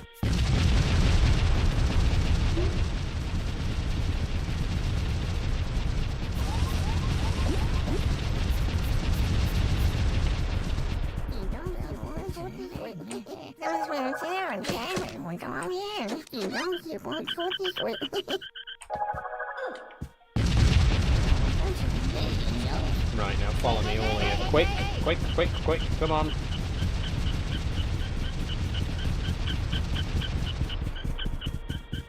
Munch. We don't have time for you in your wheelchair. Munch! Are you joking me right now? Are you actually kidding? Look at him. You fucking idiot. Okay, if I took him right into the corner, I might be able to save him.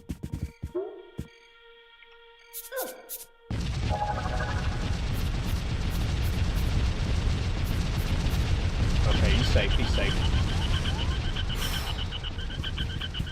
God damn it, Munch. Okay, oh yes, look at this guy. This guy's an archer, he's got a bow. This is what we need. Right, come on everybody. Okay, listen up. Hey. How you doing? Hey, Dave. So this guy's a mud archer. Hey, Dave. And we can upgrade our tomahawkers into mud archers, which is what we're going to do. Fellow chump. Hey, Dave. Everyone in the circle, please.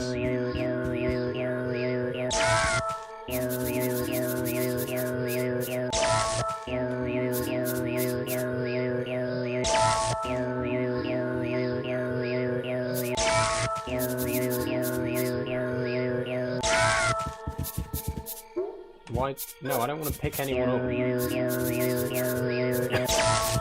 Okay, we got all of them. Okay, listen up. Hey. Munch, you can stay down here, please.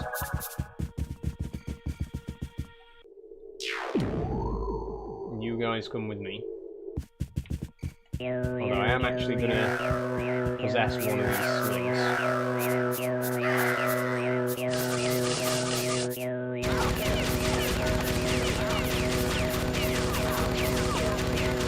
I want to try and save the mud archers and preserve their health until we can actually use them later on, because there's way more slings later on in the level.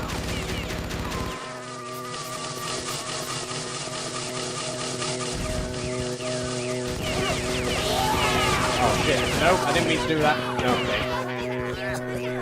Okay, I made a slight mistake there. I'm gonna reload the quick save.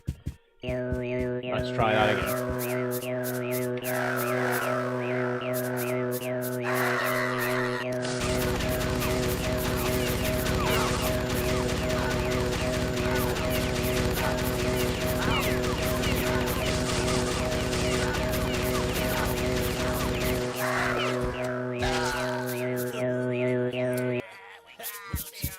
That'll do.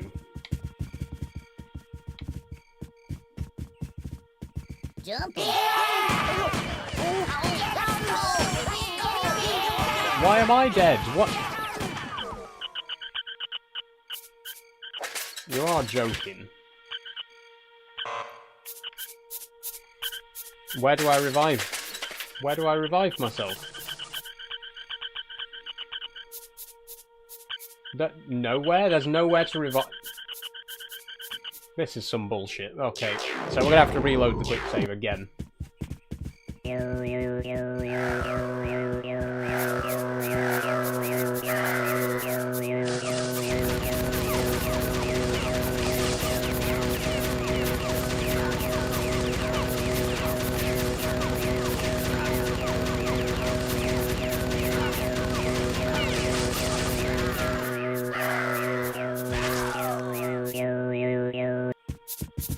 Okay, listen up.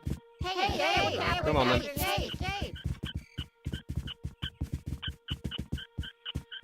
Jump.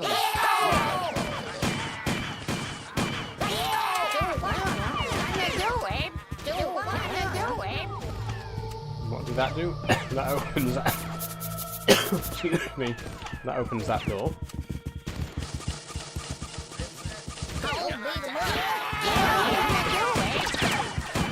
Oh god, I'm on one bird. Let me drink some Sobe. There we go.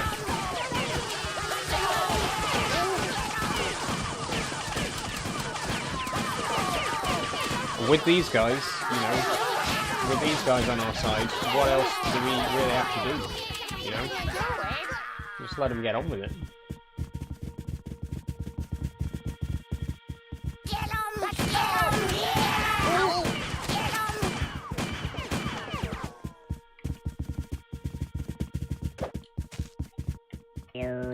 Okay, let's do a little bit of possession again.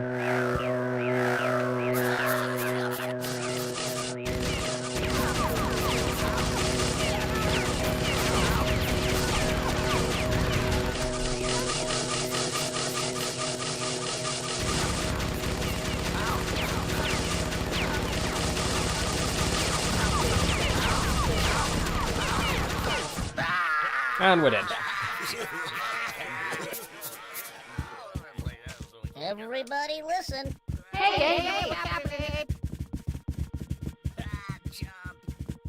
Time we on. Okay. I think we'll have time to do this level and the next.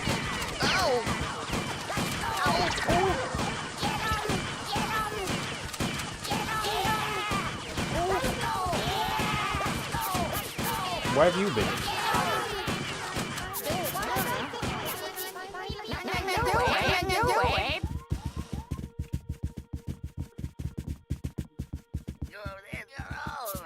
Okay, there's two here as well. These ones are a bit trickier because they're on a hill.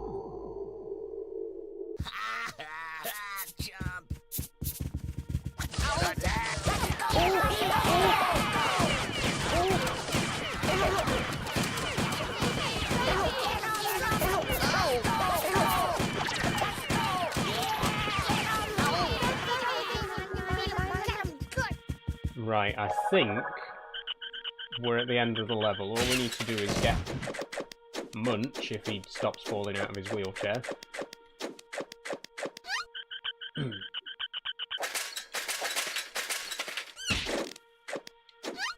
It might also be faster if Abe picks Munch up.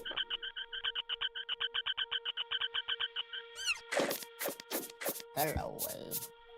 There's my buddy. Okay.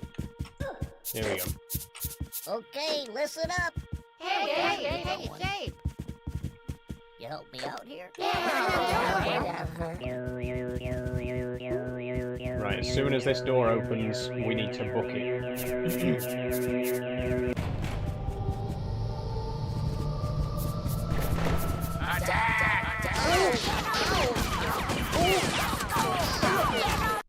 There we go. Level finished. We're now in Magog Motors, which, like I say, I think this is probably going to be the last level that we played for today. How many levels have we played today, actually? Let me just think. Madockan Fortress, Slog Hut, Paramite Run, Meat Herder, Scrab Thingy, the Fuel Field we just played. So this is the 7th level we've played today. So we're pretty much on track. We made roughly the same amount of progress as we made last week.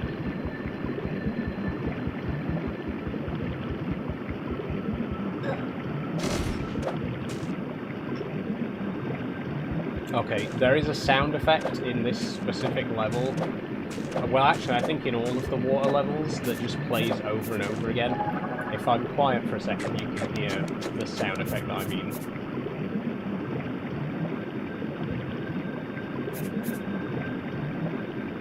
You can probably hear it in the background.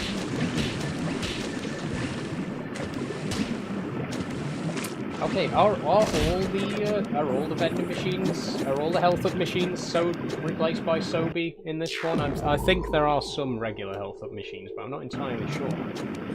I think this is also the first level of the game where we see Big Bro Sligs as well, which are basically Sligs on steroids. Like literally, that's how they were created.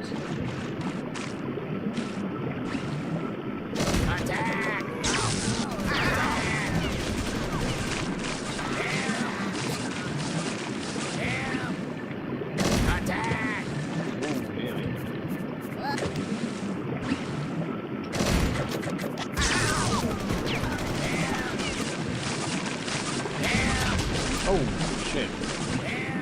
I hurt myself.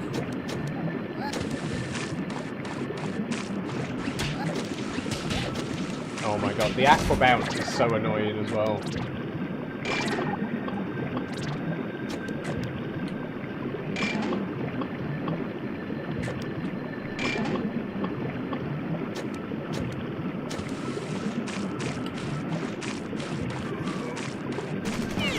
Oh, these guys so these are Big Bro Sligs.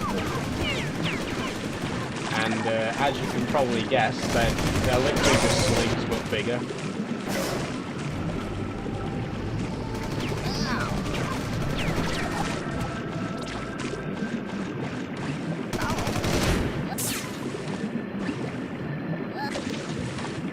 Oh shit, I need to get more zap. Okay. I'll be back.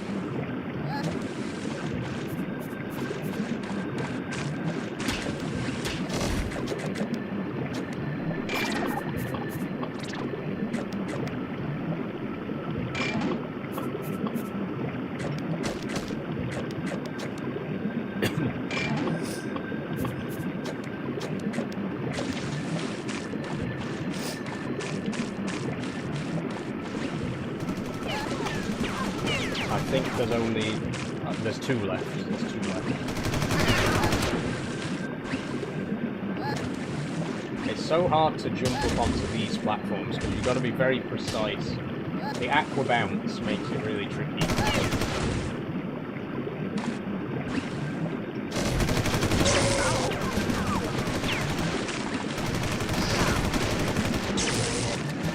There we go. I think that's all of them, which means we can move Munch to one side and I think just leave him basically. I don't think we need him again throughout the game. There's the health up machine. I knew there was one that didn't have Sobe branded on it. And here we can see who we've got to face in this level. So we got 1 manager, 6 security dead, 7 alive, and 8 workers. Sorry, just adjusting. But I think we can get Abe in here now.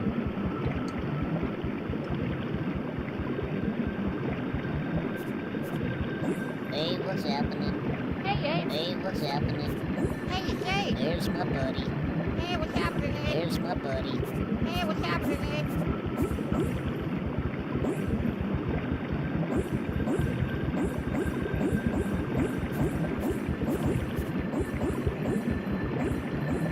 Okay, there's an explosive wall, so I think you'll all have to wait Just here a hang minute. here for a while. Oh,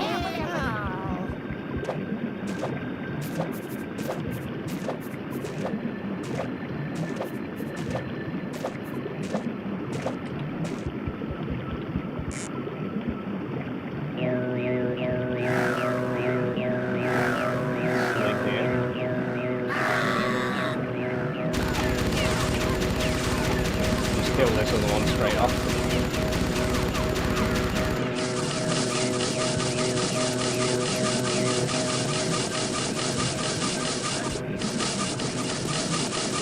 Oh shit, we didn't open this door.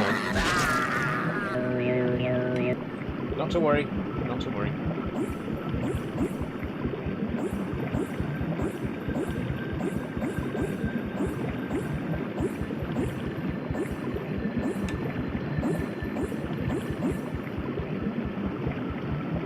Everybody listen. Hey, what's happening, Abe? Hey, you chumps. Hey, what's happening, Abe?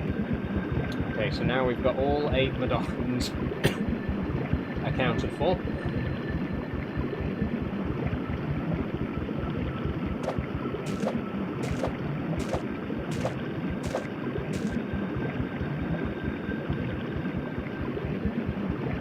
Long way to run though. I bet we're going to lose a couple.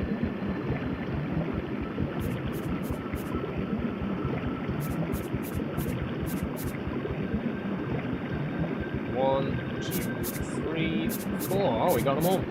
Okay, get to work. You can stay here.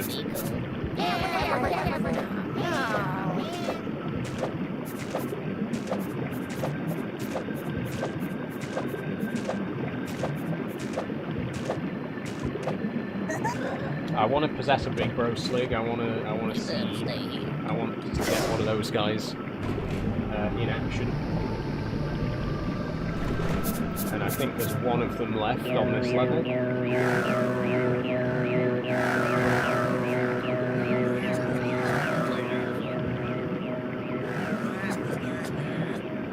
There he is. Okay, here we go.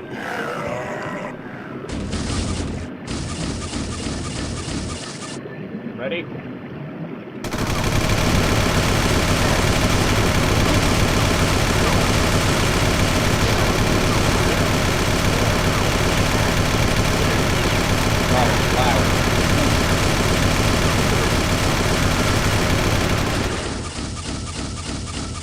That was it.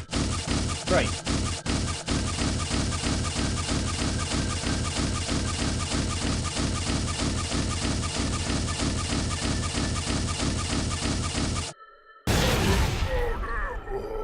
That takes care of that.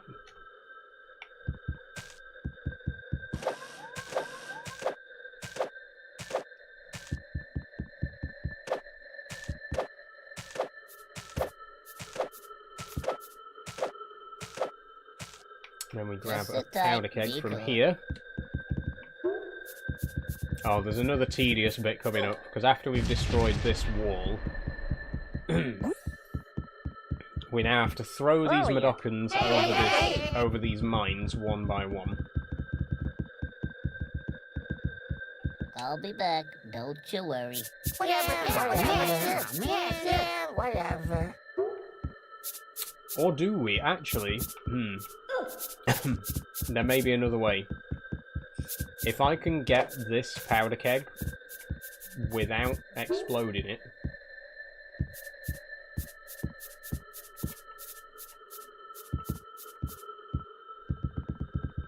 there we go. Lob it there.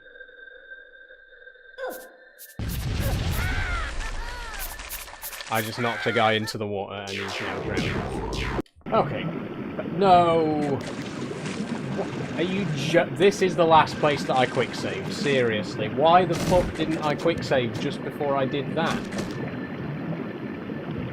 Okay. Okay.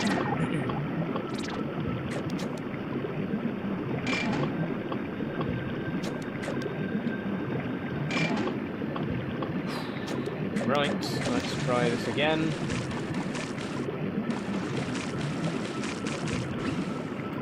Attack!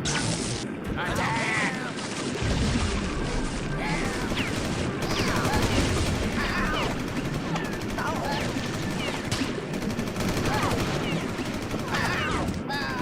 And I'm dead. Oh my god. Right, okay. It's gonna be like that, is it? Fantastic. I was so... Like, we were right at the end of the level as well. We were right at the end of the level, and now we're essentially right back at the start of the level.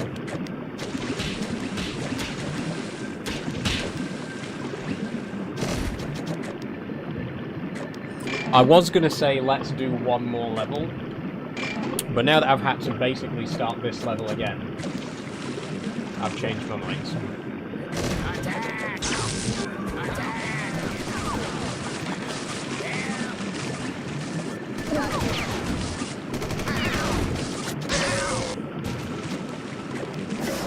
So we're going to finish this level, and then that is going to be it for today's stream.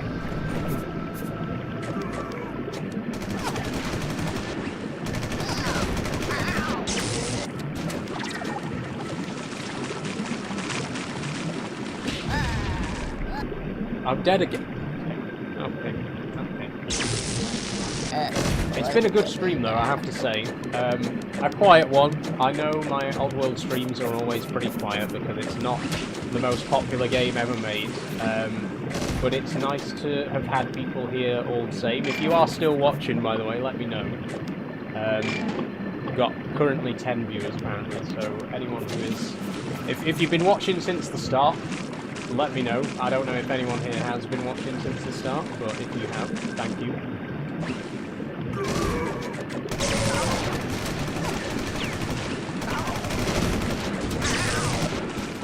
Okay, there we go. That takes care of that. I have, says Dagger. Thank you, Dagger. I do appreciate that. Okay, back to A. And this time, I'm going to try and quick save a bit more often.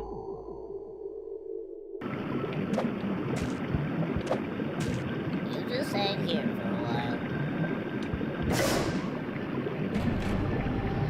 There we go. I'm going to open the door first this time, because I want to try and get one of the sligs from up here down to the bottom.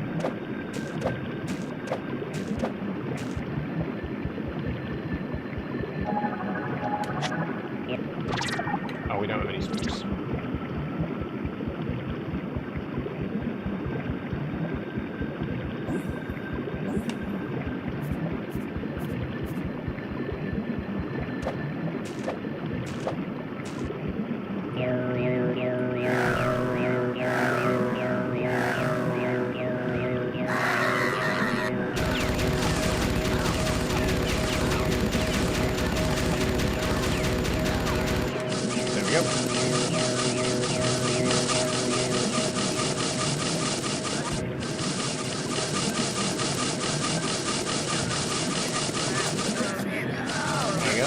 I'm gonna go straight for the big bro.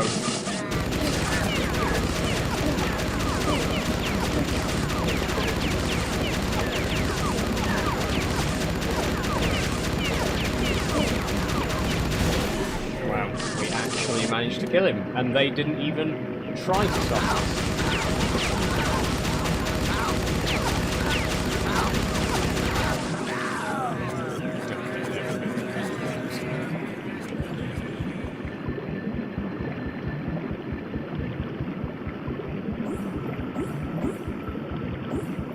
Grab some of these. I'm going to leave the Madokans till last this time because I don't want to put them in the blast zone. I want to put them in harm's way.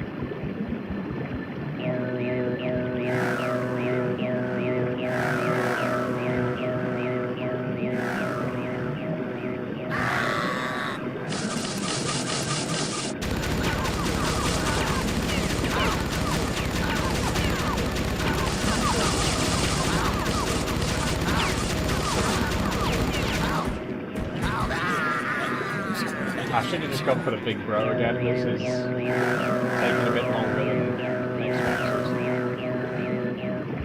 Oh, and now I'm out of spooks. Okay. Yep, I don't know why I didn't just go for the big bro again.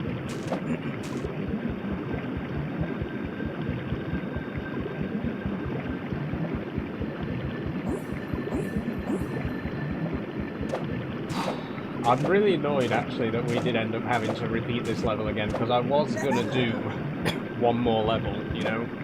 I was going to say, well, let's just do one more.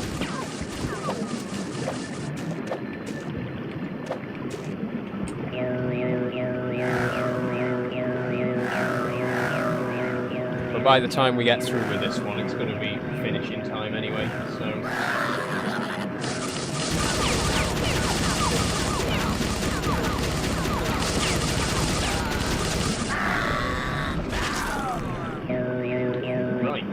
Run, Abe, run.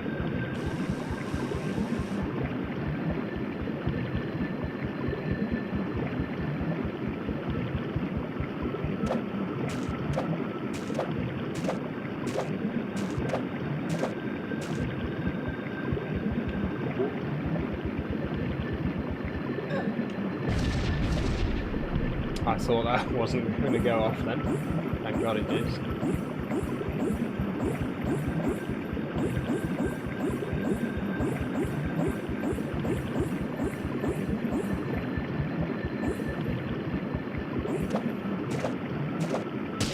So, I can't remember how many levels we did in episode 1. I think it was 8, which means we've now done... Once we get to the end of this one, we'll have done 15 levels. That means there's only 10 levels left, but I don't know if we'll get 10 levels done in the next episode, so it might... Next week might be the last episode, or it might be one... There might be one more. There's also some very long cutscenes coming up in the back half of the game as well, so who knows? Might be one more episode, might be 2.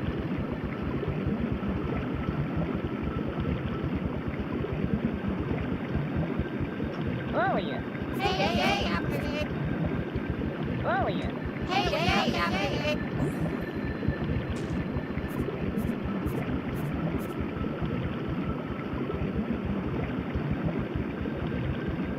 Okay, 1, 2, 3, 4, 5, 6, 7, 8. Good. Quick save. I'm not losing him this time. Don't you worry. And this time I'm going to grab a powder keg from up here just so that I don't have to maneuver my way around the mines to get it down there.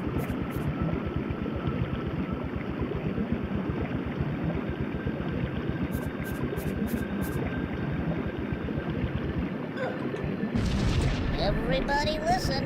hey. There we go. Angelic Warmer. Yep. Which just leaves the Glukkon. Oh, also, this is one of the only places in the game where you can get near the Glukkon's office. I'm going to try and do it. You might have noticed in the first 2 levels that it's very... they deliberately don't let you get near the actual Glukkons. Like, their offices are very... Their offices are deliberately placed far enough from you that you can't actually... Like, you can't get the player into the room with them. But there's a couple of places where if you're very careful, you can just about get in. And this is one of them, because if we aim very carefully with our bounce... If we aim very carefully with our bounce, we can actually jump on top of there.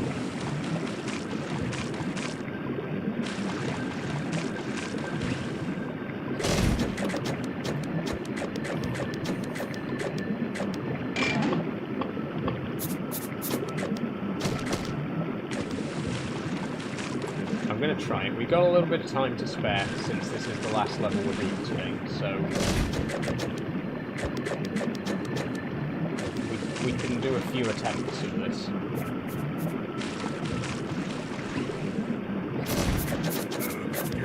I don't think we're going to get up there, though. You can do it, I've done it before.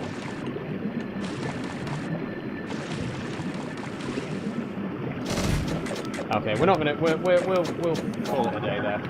I'm not going to keep trying. There's no point.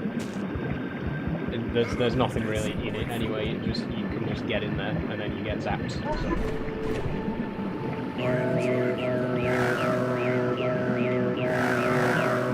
Okay, so in here is our next Glukkon, and this guy's looking a lot better off. Look at this. He's got a sharp suit with big shoulder pads. He's got some of those shoes. I don't know what you call those shoes with the black with the white stripes. He's got a bigger office as well. Look at all this stuff he's got in his office. Wow. This guy's got money. This guy's got 100,000, which actually I think is less than the last guy. But never mind. He's got money. He's about to donate it all. Let's get rid of it.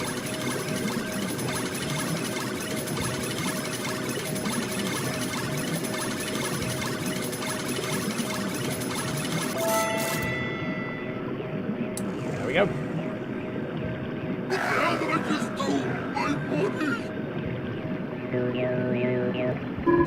There we go. Just giving all his money away.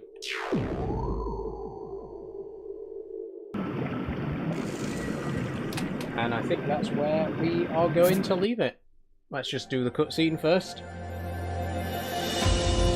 GLUKKON donates profits to LULU Fund. Magog Motors out of gas. Manager blames disaster on invisible ghost. LULU Fund builds steam. Security fails. Madoccan scrubs escape. And the next level is Dead River. This is a good one. Okay, so there's... Coming up, there are 4 levels, which are all, like, one larger thing. We're going up against a company called Flub Fuels next. So this is actually an appropriate place to end it, I think. We've defeated, so far, Magog Motors, Soulstorm, the Soulstorm Microbrewery, and the Meat Herder Farm. But we're now going up against the biggest company of all, Flub Fuels. And we're going to be doing that in the next episode. Let me just make sure that it has actually saved. Dead River, 6 of the... Yep, there we go. And that is going to be all we've got time for Munch's Oddysee today. But please don't go away. Obviously, before I finish up, I'm going to do the usual wrap-up, so do stick around for that. There we go, there's the music. Now where's the me? Where's my face? There we go. Okay, so thanks everyone. Thank you for joining me for today's stream. I do hope you've enjoyed. It's been a fun one. Again, I appreciate that this game is not the most popular in the world. I know that I don't get many views on my Oddworld streams, but I still love playing them all the same. It's a fantastic game, and if I can stop coughing. It's a fantastic game, it's a lot of fun to play, and it's been a lot of fun to stream today. So thank you everyone who has joined. I do hope you've had a wonderful time. The next live stream is going to be Minecraft Monday tomorrow. I'm very excited for this Minecraft Monday. It's going to be a big one. I know the previous Minecraft Monday stream ended up being a disappointment because we spent most of our time looking for an iron ore deposit, but I did a bit of looking off camera. I found somewhere where we can start mining iron. So the next stream is going to be a big one. We're going to be starting to set up our mining equipment to do some bulk mining of various different ores. Very exciting stuff. So you won't want to miss tomorrow's Minecraft Monday. If you're a fan of my Minecraft Monday series, you're not going to want to miss tomorrow's episode. We're finally starting to ramp things up and work towards basically automating all of our production so that we can start aiming to do the Ad Astra stuff and go into space. So exciting times. Join me tomorrow for that. I'm also going to be doing a special live stream on Wednesday, which is going to be a Lego building live stream. I've got 2 brand new Lego sets, and we're going to be building one of those on stream. I'll show you those right now because they're right here on my desk. We have here the Lego Minecraft Creeper. This is a brand new set, just came out a few weeks ago. This is the one that I am going to be building on stream, so you can join me for that on Wednesday. And then we also have this, the Lego Creator camera, retro camera. It's a 3-in-1 set. You can also build it into a camcorder or a little TV set, but I'm going to build the actual retro camera. This is going to be off stream though. I'm just going to build this one on my own time, you know, just to have something to do. But the Minecraft one, the Creeper here, that is going to be live. I'm going to be building this live on stream on Wednesday. So if you want to join the Minecraft, the Lego building live stream, come along on Wednesday for that. Then I've also got a Lego tour video coming out next week. I finally recorded the audio for it, and I've captured a bit of the video footage today.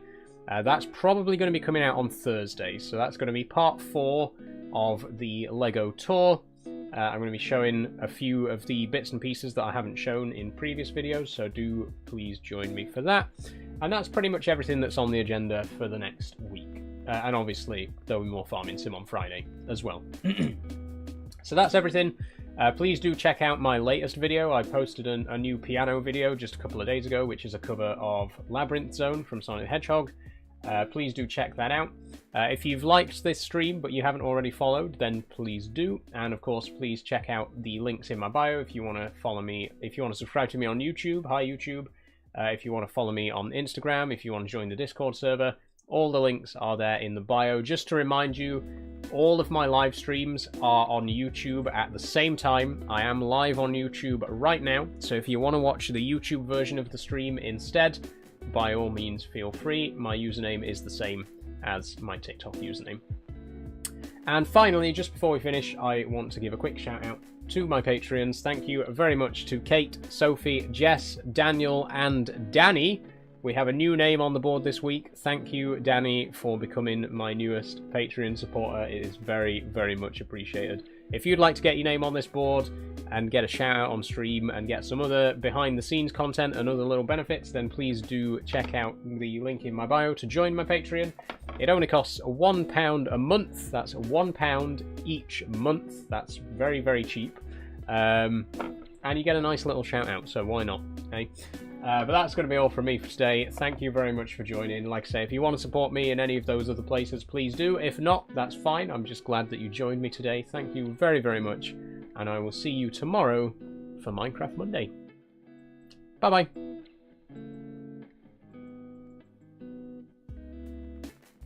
And bye-bye, everyone.